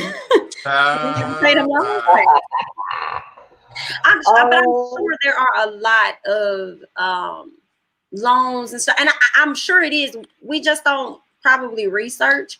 You probably could go back to school and have a complete full ride and be done quick. But ain't nothing wrong with that. Yeah. And on top of that, I'm afraid of certain things too. Like I hate math. I don't want to do that no more. I have a lot. Like my mind just runs, all the time. But the one thing I would say, one of the things that's holding me down, like I feel like it's holding me captive in a sense. It's probably like relationships or friendships that I had with certain people in my life because Mm, I feel like when I'm friends with you, I'm really friends with you. Or if I say I'm down for you, then that's really what it is. I'm really down for you. There's nothing that I always say. There's nothing that a person can do to make me turn on you. Only you can make me not want to fuck with you anymore. yes, I'm here You know with what that. I'm saying? Oh, Yes, like people can say whatever they want. Like people can tell me whatever they want to tell me about you. It's not yes, gonna make me not. It's not gonna make me not want to fuck with you. People can say, "Oh, she ain't shit," or "He ain't shit." It might even be true, but I'm not going to take somebody else's word when I fuck with you like that. You know what I mean? period, It's period. not gonna that ain't gonna make me change my mind about you.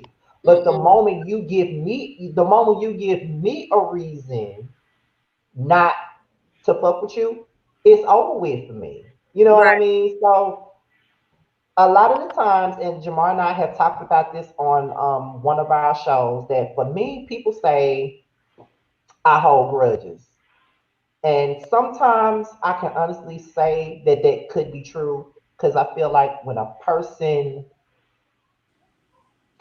I know that I've been good to a person and I know I've been loyal to a person or been a great friend, great cousin, great whatever to a person and they disrespect me or they do something to me that's really fucked up or something that wasn't warranted or something that I feel or know that I didn't deserve, it doesn't sit well with me when that happens. It's like Mm, it's like I be expecting too much out of people. It's like when I know that I'm good to you, I expect for a person to be good to me just the same. But right. at the same time, you gotta understand that everybody ain't gonna be good to you the same way you're good to them. So when I'm disappointed, it's like Mm, mm, there's no mm. chance in hell. I don't want to fuck with you no more. That's what it is. Like if you wanna like, cause I know Jamie that you don't really know me like that personally, but Jamar can tell you what type of friend I am. So it's like, cause he's known He me for laughing. years, he can Uh, tell you. this man, and I think me and Scotty work the same way. Where if we don't like you, you fucked Mm, up. Somewhere you fucked you up. fuck. We just not malicious people. That we take a lot of shit.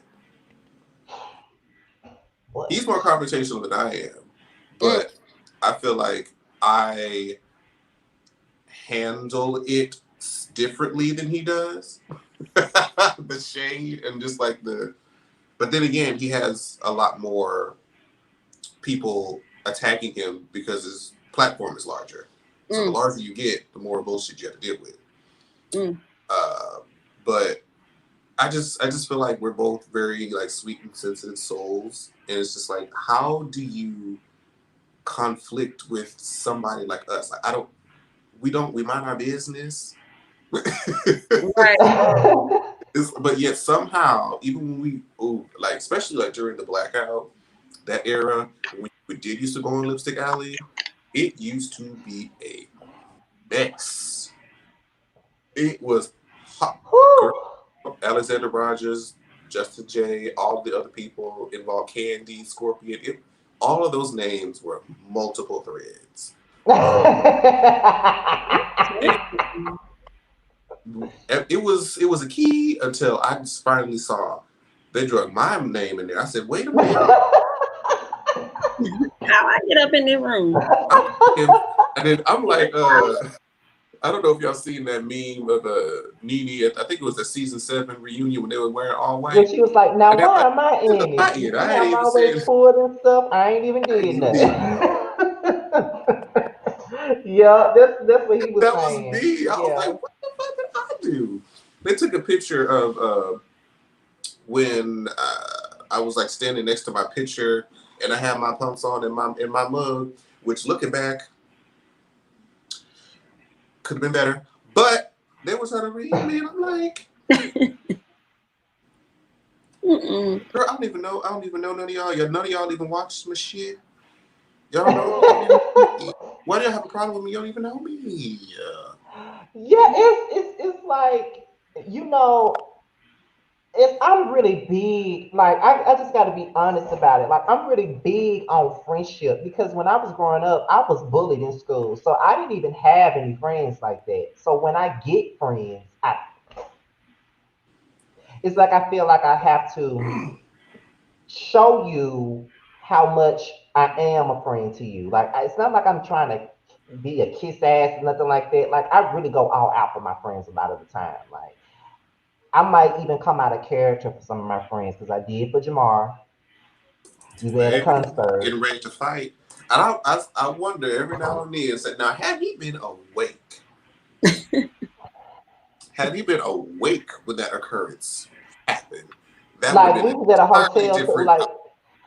like I was at my I had came to the concert. I had came to Houston when he was living in Houston. I came to Houston for a K Michelle concert with one of my friends, and Jamar came to our hotel, and I fell asleep because I had got so fucking drunk that night, and I had passed out.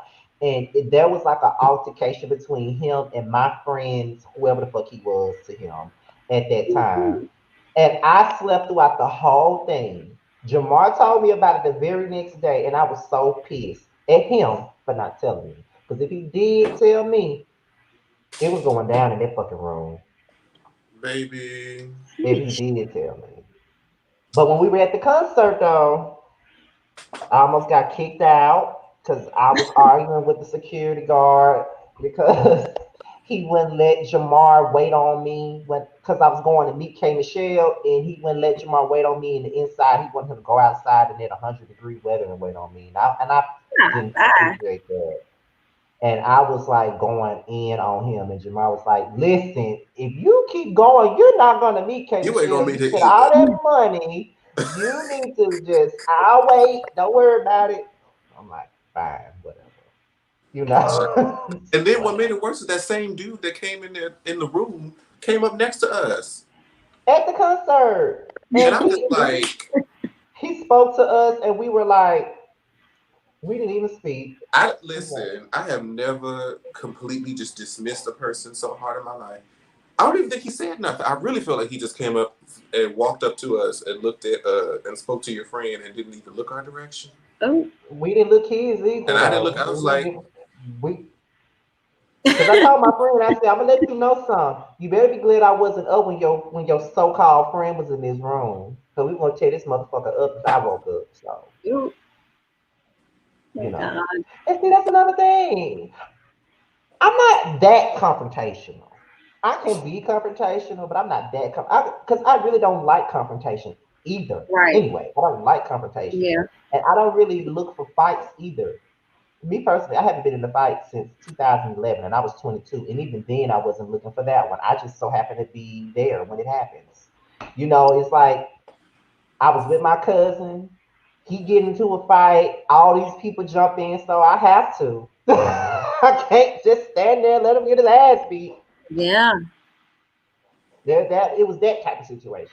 Like if I get into a fight, it ain't because I had anything to do with it. It's just that I'm there. Somebody picking with me. But I guess those are my only like regrets or things because I do need to learn how to not hold a grudge because I do hold them. I can't lie. I do. Like I would dead a person in my head so fast. I wish I could dead people in my head. Cause I act like I'm over it or like I'm done. Like I may hold a grudge. I may be like, "Jane, with you no more, like we good." But I'm constantly thinking about how that whole played me like the whole time. Like I'm still mad about it. You know what I'm saying? So I think I need to work on like letting stuff go because I'm like, my man be like, just change the set. I be like, no, let me call my homegirl. Bitch, then they whole try to like, I really be upset, like thinking of all the different ways that this hoe done tried to play me. Okay, so I don't like stuff like this. Like that's what make my grudge be longer because I still be thinking about how this hoe tried to play me. So Oh, I know what you mean. That's why he pointed his finger. He was talking about me. Because look I at know I No, no, no, did. no, no, no. Well, why is my mama texting me, child? I swear. Anyway. We finna get off in a minute. Don't worry. When it comes to that, I personally, I just need closure. I need, if we're gonna That's end it. this, let's decide together to end it. Don't just cut people off. Don't just leave it open ended. Because let me tell you something, and I feel like this has held true up until this day with all the people that I have fallen out with or had any sort of disagreement with. If you meant something to me, if you were a significant part of my life in some way, and we had a friendship for a significant amount of time, and we have a disagreement or we fall out or whatever, everyone, that's happened to me about maybe between about 4 times, 4 to 5 times. And every single one of them, depending on however many years it took, always came back. That friends and relationships, friends and companions, or just companions. both. That's the same thing for me, though. And it like even like my exes, both of them were. I just kind of ran. We both ran into it. We had no business being in relationships, but we worked so much better as friends. And like people in high school that I fell out with, that I was really cool with, didn't talk for like a year or two. This ended up. One of them, she was a girl, and even though we got to talk about what we fell out about, I was very shocked and surprised because it had been like maybe like 4 or 5 years since we had spoken, and I got a friend request on Facebook from her. Mind you, she blocked me, and I messaged her. I'm like, okay, so I didn't anticipate that. That kind of caught me off guard. Like, what's up? Mm-hmm. I was like, are you still mad? And she was Well, like, you never know what they adding you for. it was like I just grew up, Mm, That's fair. we can respect it. and I'm like, Yeah, that's fair. and it's like even like the most recent stuff that Scotty knows I'm talking about. That same mofo that was talking all that shit, subbing me on Instagram stories, done unfollowed and did all that. Text me like a month or two later and was You like, took you my know 7 whole what? days. I apologize. I was wrong. Oh, They'll follow me back. They'll call. And that's why I'm just like, if we fuck up, it is because of you. Cause that situation you talking about right there, that made me mad, and I didn't even know him. Like that made me mad. I didn't even know him. Because it was It was just stupid. so fucked up I'm not an and unreasonable person. unnecessary. I can misunderstand. I can give off the wrong vibe. But my thing is like I try to make myself as approachable as possible. So if there is something that we should discuss, then let's do that. Don't But if be not, hopping around feeling some type of way, microaggression, passive aggressive. No, yeah. we too old for that. I ain't gonna lie, I can be passive aggressive sometimes. I'm with you, Scotty. And I feel like Very that good. comes with like pride in a sense. You know what I'm saying? Bringing it to the, like, that's what it comes with pride. So I feel you. We see each I other. know I know I can be passive aggressive sometimes, especially when my feelings are hurt by you and I know you did something to me and then you're in my face and you're trying to talk to me and I'm not speaking to you and you know what you did was fucked up and you steady in my face, I could be very Yeah, passive aggressive and shady. for sure. But I'm just like, look, I would rather either we're going to hash this out, talk about it, and reach a conclusion from that, or we just don't deal with each other at all. Like, I don't see the point of carrying on like a phony for the sake of image and all that shit. It's just like no, like if you not want me around no more, then shit. I think Question. that is the. Go ahead. It's gonna change the subject, so I'm gonna let you go, Scotty. Then I'm gonna ask a question. Oh, okay. I think that's the thing that I have a problem with, like the closure thing. I think that's the biggest issue with me when it comes down to the person that I was friends with on here. I don't have any closure, and the fact that the way the friendship ended publicly was fucked up, and I never got a chance to say my side. But and I never spoke on it publicly either. But I will again. I will touch on how I felt about that on my 10-year anniversary video. So I'm not even gonna go into that right now. But that's my issue. I never got closure, and that's probably why I still got a grudge, and probably Okay, won't never speak to them again because I didn't get no closure. But go ahead, Jamie. that makes sense. Okay, I feel like it's twofold. Okay, so with you guys, it's friendship. Um, the first question, so I guess it's twofold. The first question is when one of y'all get somebody that you're dating, does the other one kind of like you probably don't hear from them for a few months or whatever, or it appears as though they don't have time for you. I hope I'm asking that right of how I was thinking it. It might not be coming out right how I'm thinking in my head. But when one of you guys are dating someone, do you notice, I guess, like a difference in the friendship or how they move when they get somebody? And then the other one is, do you feel obligated to know about what's going on in that friend's relationship? Well, number one, we barely have men. Right. I'm like he don't ever have to have no problem with me because I ain't had no man to ignore him for. Oh, We barely are in relationships. But I was recently in one last year, but I wasn't distant from Jamar though. We discussed it, especially towards the end of it, because Jamar was the main one saying, you need to leave him, you need to leave him, you need to leave Mm. him, you need to ooh, leave him, I'm you need like, to leave girl, him, you need to leave bye. him. Mm. Bye, bye, leave him, tell him bye, bye. And it really happened. And I But feel like I go ahead. wasn't distant. I wasn't distant though. Like I guess I can answer the question because I was the one with the relationship recently. Damn, it's September now. 10 months ago, I was the one in the relationship. So I can honestly say that when I was in one, I wasn't distant. And plus, it's easy to be distant though because we are in two different states. He's in California, I'm in Mississippi, so it can be easier to be distant. But during that time, it was the same. mm. Yeah, It was I mean, shit. You and your boyfriend were distant your damn selves, so Yeah, we were kind of distant it's not anyway. So I like. mean, I mean, and then again, like before, especially before we started doing like our show together, me and Scotty didn't talk like every day or feel the need to talk like every day. We catched up every once in a while. Uh, Still like watched each other's stuff, and that was really how it went. I didn't expect him to call me and text me every day.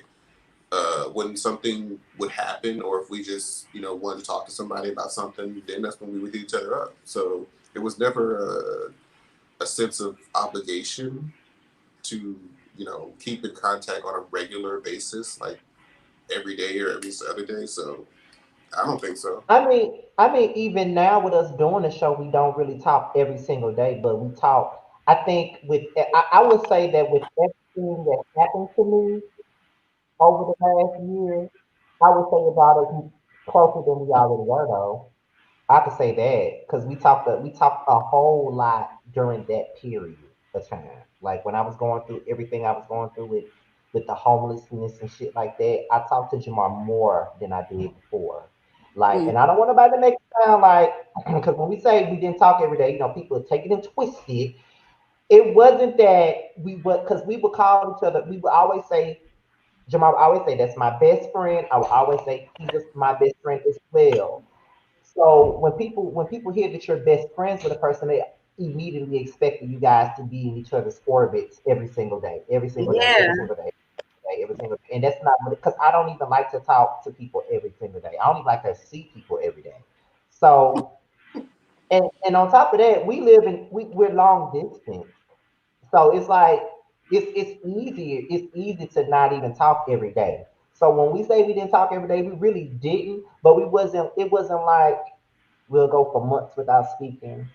We won't be talking for 2, 3 months. It wouldn't go that long. But you know, we wasn't talking every day. But when I was dealing with that shit I was dealing with, we talked more often than before. It wasn't every day. Let's make that clear. It wasn't every single day, Yeah, but it it was. was it was like I mean, maybe like once, and maybe like once every 2 weeks, and then keep it to account. Like even though we didn't talk every day, the times that we did were for like hours, and that's why from those conversations we would always make the joke like we just did an entire podcast episode on the phone, Right. and it's like we should start recording this shit. Because it's Right. hilarious. Like we could like basically making a come up of our friendship pretty much. Because it's, I mean, that's just what it is. Because it's funny because when people look at our show, they be like, "Oh, we could tell that y'all genuinely have a bond. Y'all genuinely are friends. We are." You know what I mean? And I think the balance is what makes it the best because he's chilled, more of a chill personality, and I'm more of a boisterous type of personality, and I think that's where the balance come in at. And I think he understands me better, and I understand him better too. So it's like even though we have different personalities, we understand how the other person is. Right. Like my That's fade usually is how. It's usually how a lot of my close friendships are. Like a lot of people who I am close with are boisterous, big personalities, very like outgoing and social. Where I'm not. I mean, it's not that I'm like a hermit crab or nothing, but I'm like one of those extroverted introverts where like I need my alone time, but like once I've kind of recharged my social battery, I'm ready to go out and be and interact with other people, which is why this whole pandemic has been a bitch. Because it's like I want to go out and do stuff, and I think I can agree with the whole introvert extrovert thing because I'm the same way. Like there are days where I hate people and I don't want to see them and I don't want to talk to them and I just don't want to be bothered. Like if I hate when there's times where I have to go to Walmart and being that my town is very small and everybody know every damn body. There are days where I will go in Walmart with the hat on like this and I have it down all the way like this and put on a dark pair of shades so won't nobody notice me. But again, they still notice me. And or if I see somebody that I know and I'm in one of those moods where I don't want to be seen, don't want to talk, I literally go the opposite direction so I can avoid them because I don't feel like talking and catching up and doing all this other shit. But they still see me anyway, and I have to be like, hey. How you you're like, oh my doing? god, girl, I did not see you there. Right. Yeah, good one. Right. Ugh. I'll be in the same So, area as you and act like I don't see you. And then they don't them older auntie people. They be like, oh my god, I haven't seen you since you were X number of years old. Ooh, you done gotten those fat. are the ones Did I you hate find the you a most. girlfriend yet? What the? They I be hate that. real. Have you found the girlfriend question? I hate that question. I'd be like, girl, I don't like girls. Like, please stop asking me They be real bold with that. Oh yeah, that. when But it's to a answer your question, though, in a nutshell, it's never been like that. Like I said, we can barely get a man to get our number pretty much. So it's really not. So when you get a man, do you feel like you two are going to be obligated to share what's going on in your relationship? Okay, let's say like I don't know. No, answer that question. I like that question better. Do y'all feel like y'all have to share what's going on in y'all relationship? Not necessarily obligated, but I'll do it anyway. Just because he's my friend. I'll share it if I feel like it would be relevant. Because I'm Yeah, still one for not divulging all your business to your friends. Because like your friends will only have the perception of whatever you give them. They're Okay. not getting all of the, if you only come to them about your boyfriend when they do something wrong or do something to piss you off or whatever, that's the only thing that they're going to know about them. They're Yep. not going to see all the stuff that he does that makes you happy, that he makes up for, all the positive stuff that you don't say. we only So gonna see if the ever you're around, you're gonna probably be like slight shading your friend or slight shading your boyfriend and doing all this passive aggressive stuff, and it's going to make him uncomfortable, and him being uncomfortable is going to make your friend uncomfortable. It's going to make your friend look at you funny because you're making their man uncomfortable, and it's going to cause friction between your friendship. So it's just mind your business. That's it. That's all you can do is mind yours, pretty much. So, you Thanks. know, but my last relationship was a fool when it first started anyway. So I didn't have nothing but negative things to say, even though I still However, say. I think I remember. however, I think on the opposite side, don't be one of those people that does, tell all your business, and then when you go back to the man that's been whooping your ass, and your friends decide not to fuck with you no more, that you stop fucking with them. Like, okay, now I know that I can only know so much about your relationship, but when you always coming to me trying to borrow concealer to cover up your black eye, it's time to go. He ain't even gotta be a black eye. He could just be a wet ass. Okay? He could just have some shit going on. And like I actually fell out with somebody last year because she didn't like the advice that I was giving. And when she went and had me up at 2 a.m. talking to you till 5 about Disney. Okay? So then when he decided to come back, I said, okay. You got mad because I had nothing to say. I was just like, okay. And he just went on this rant like, oh, well, you did it. I'm like, we ain't even talking about me. I'm just y'all back. I'm gonna say okay, and because no matter what I say, you're gonna do what you want to do. So do what you want to do. And are you gonna be the person that, like, if I told you 11 times this man ain't shit, and he doesn't prove that he ain't shit, and you keep him going, and then you start coming to me like, oh my god, I can't believe it. We're not talking about that no more because I done told you. You know what to do. We're not about to have this 3-hour conversation every time. You're not gonna do this. You're not gonna do it at 2 a.m. And I was just gonna go to sleep, girl. Just you can call me, no ma'am. Yeah, I know a good dream about Michael B. Jordan. And then it's another thing too that I don't like. If you get ready to get with somebody and they ask you a question, and this is the main question that they ask you. First, they ask you, do you know them? And then you'll be like, yeah, I know them. What do you know about them? I don't like to tell people that because it doesn't matter what I tell you, you're still going to get with them anyway.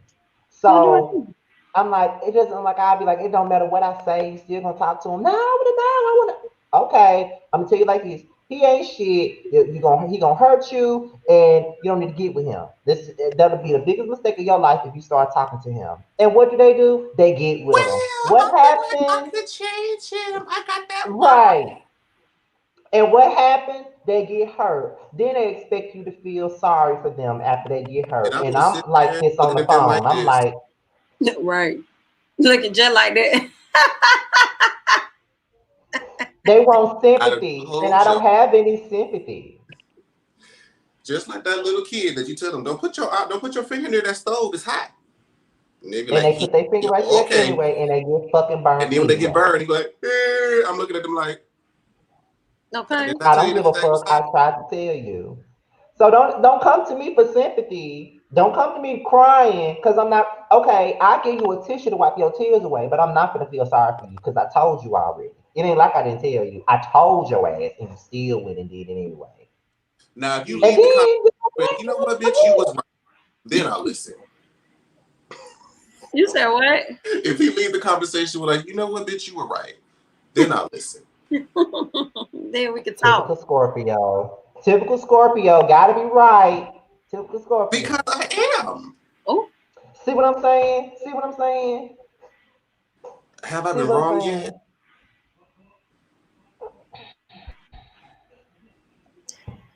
Exactly. Next topic.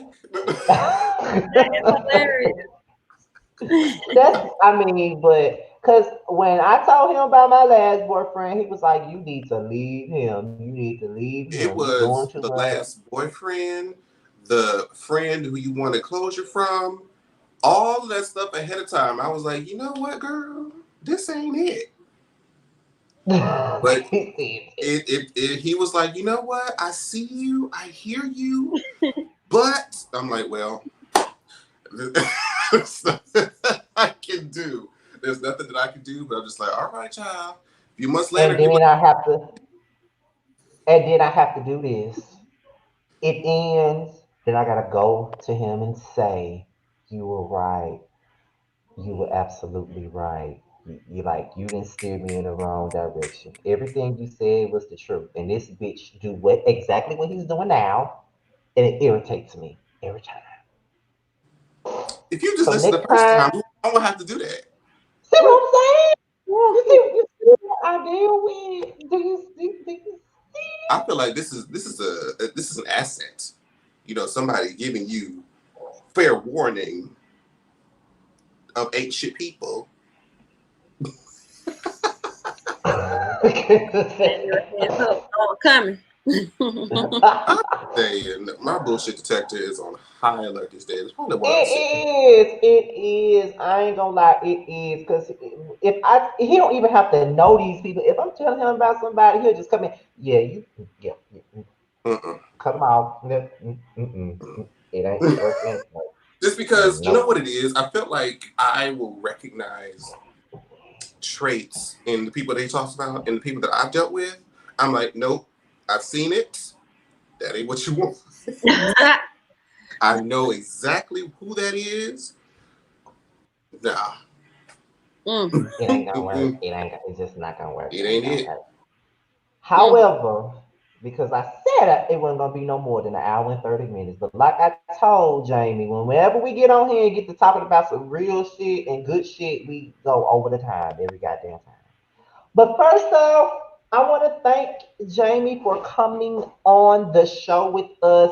I really appreciate that. Like, we are very happy that you came. Thank Um, you. I don't know exactly when we're gonna do our freshman panel. It's still we still discussing it, but Who whenever we on do that? it, huh? Who would be on that? How many? Or how many were you looking to put? I no I'm more gonna tell than you, three. you had more than three. Oh No, wow. I say in a single show, no more than three. Okay. Well, I know she was one. Uh-huh. Um, House of Aaron was another one, and then there's Rodney the Voice. I'm not sure if he would do it or not, because he's more to himself, so I don't know. But it doesn't hurt to ask. But Yeah. those are the three that I thought of off the top of my head. Those are the three that I thought Okay. And I say that because when you have a large panel and there's a topic, when we don't want it to be like it's super long show, you want to give enough room for everybody to sort of incorporate and be able to respond and interact and engage. When you have like 6, 7 people, it's kind of hard for any one person to get a word in edgewise. Especially, we're all content creators. We're used to talking, being Yeah. in front of a camera. So I don't want it to feel like an overlap or nobody feeling like I'm just kind of sitting here left out. You know what I mean? Yeah, because listen, that's how I be feeling with the Justice League a lot of the times. Like a lot, because all of them talk a lot, and when I'm trying to say something, it's like everybody overtalks me. I'd be I like, tell you, I noticed that you tried to get your word in edgewise with Aaron to catch me out with the last. Because I was like, I'm because like, both of them are very loud, boisterous young men, and you just have to push through because they will run you yes, over if you let them. like listen, when we were doing like one of the last things was they because when we all interviewed Brandon, every time I tried to say something, everybody was talking, and I'm like, fuck it. This how I was the entire time. I'm like, fuck it. I ain't gonna say it. Can you not I'm like, I mute ain't everybody? Can you like not? because it was. Can you mute everyone? Like if they As a talk. matter of fact, you can. I don't know why I don't think of that. But sometimes it's not my platform, so sometimes I don't have the power to do that. But then But I'm sometimes you gonna don't take want to one be too. like, you don't want to be that person to be like, oh, she done cut me off. What am I talking? you know. Right. But sometimes that mute button got to be used sometimes. If it's more than four people, it got to be used sometimes. 'Cause, bitch, let me say something. You know what I'm saying? But That's that's silly. why for our OG panel we didn't have that. We wanted way more people than what we had. But I felt like if we did have, because for StreamYard, because I'm paying for it, it allows at least 10 people. If we had 10 people, it probably wouldn't have worked. It would have been too much noise, too many people It would have been a talking. loud, distorted mess. He said this. People, and ooh, and then let me tell you something. That night when we did have the OGs on there, I mean, it was great, but baby, Kevin started drinking.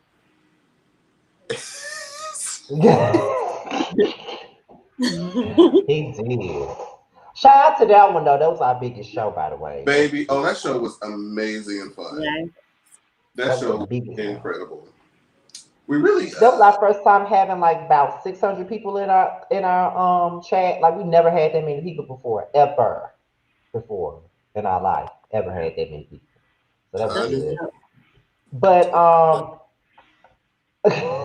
but we do plan to have you back for our panel with the newer YouTubers or whatever. Like we haven't really talked about exactly what we're gonna do on. We're probably gonna talk about like the struggles of being a new content creator or whatever, and just probably give you tips or things of that nature on there. Might have to bring Layla Lynn back for that one. She got all the tips.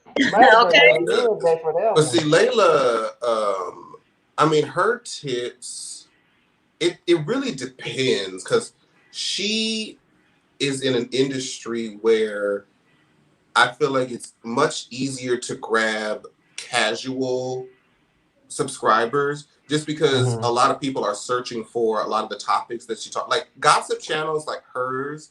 I feel have more opportunity to grow and are always marketable on YouTube.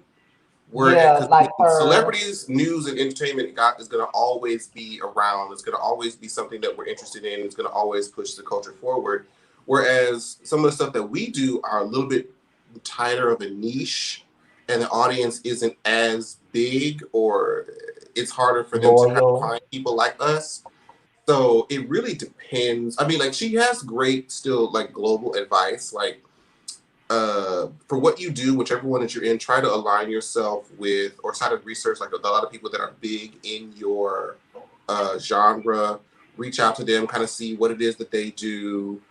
Uh, build yourself off of that. Don't be a carbon copy, but still, try to see who is big in your industry, who's doing, what are they doing to kind of build their viewership. Create a relationship if you can. But yeah, like these are all things that we would talk about, in that show. And I think it'll really be like a great continuation because when we had the OG panel, they sort of told us, what to do because we were kind of like the ones coming up after them and looking up to them. And so now we've been in the game for long a time. Where this is like second nature, where some of the newer creators are still kind of getting used to as they grow, getting the pushback, or they may say something that the people don't like, and they don't really know how to handle it and how to be consistent, equipment to get, all that good stuff. That just comes from being Yeah. a new creator. We can pass that information along. So I look forward to it. But you did make a good point about Layla Lean and her channel and how what she does will always be around and always be marketable because Lovely T has been around forever. Forever. Long. Lovely Hmm. T has been around forever. I remember Lovely T when I was like 19 or 20 years old. She has been around for a long time, like a Long long time. time. She's I think still, I think she's she still. started with like hair tutorials or something. She started. I believe so because the very first video that I saw of hers, it had to be 2009, and she was talking about Maya Campbell when she was at like a gas station or something. Like when everybody first found out she was like whacked out or whatever, she did a video about it. That was the very first video I saw about Lovely T, but I've never seen another one after that until years later. But she's been doing videos for a long time. Like people like Layla Lynn, Lovely T, Tasha K, Storm Monroe, those type of people, they will always have a theme because they don't review reality shows like me and Jamie do or whatever, or they don't have like horror videos like you have or whatever. Me on the other hand, I review reality shows, but I'm also now getting into the whole celebrity gossip thing now. So it's like they will always have a lane, Hmm. they will Honestly, always have one. So because you made a people good point with that. the way that our culture works now is because of social media. It's like people want to talk about things that happen with celebrities. People want to share their opinions, Mhm. and Like, that's why I feel like I don't really know. That's why I stopped kind of making like topic-based pop culture videos for myself, is only because I enjoy watching more than I enjoy creating those type of videos for myself. I like to just kind of get the information and be like, oh, okay, this is just interesting, but not necessarily, I don't want to create it myself. Because the people that I watch, and like, I feel like to be successful in those type of videos is like, you have to have like the editing software, you have to go grab like their live clips, you have to post together quotes, you have to like post it, Yes, get you stuff do. together, get stories, put pictures. Like, it's a lot of. I am used to just getting in front of this camera, turning it on, saying what I want to say, and leaving. I don't want to do like the picture in picture. I mean, it's great, but like if I'm going to talk about stuff, I just want to regurgitate my information on like a platform like this, and just No, yeah. go Sometimes about it's it. better That's to why I just, yeah, appreciate I channels get it. like Layla Lynn that do that. Yeah, I get it though. I do understand. So that's it. Excuse me. It's partially why I try, like, I'm trying to get you more so into like the gay web series, because to me it looks like you making a killing viewership wise reviewing those type of shows. Baby, I'm so glad you told me to watch G Status and start reviewing it, because I thought she was going to flop. Bitch, your G status reviews do way better than mine. Like for real, for real. Bitch, honestly, well, it depends. Episode by episode kind of varies. Like the last one was kind of iffy, but especially towards like the beginning of the season, I really felt like, and I think I tried to go and look. I was like, I think you and me are the highest rated reviewers of that show. I think so too. We are. I think we're the highest rated reviewers. With you being the highest, but you know. Depends on the week. Depends on the You week. being the highest though. But Um, you know, I but don't give a fuck I'm about very. that. I I mean, you love may to have a see it. point. You may have a point. And that's Yeah, what I was gonna say. that's why, you know. Um, a web series followed me today on Instagram. On the Way Which Up one? Atlanta. I never even heard of that one. Let me It check looks my like they're phone. it looks like they're promoting, because I looked on their channel or their page. It looked like they're promoting season 2. There's an On the Way Up Atlanta, and they followed me, and I see that they follow.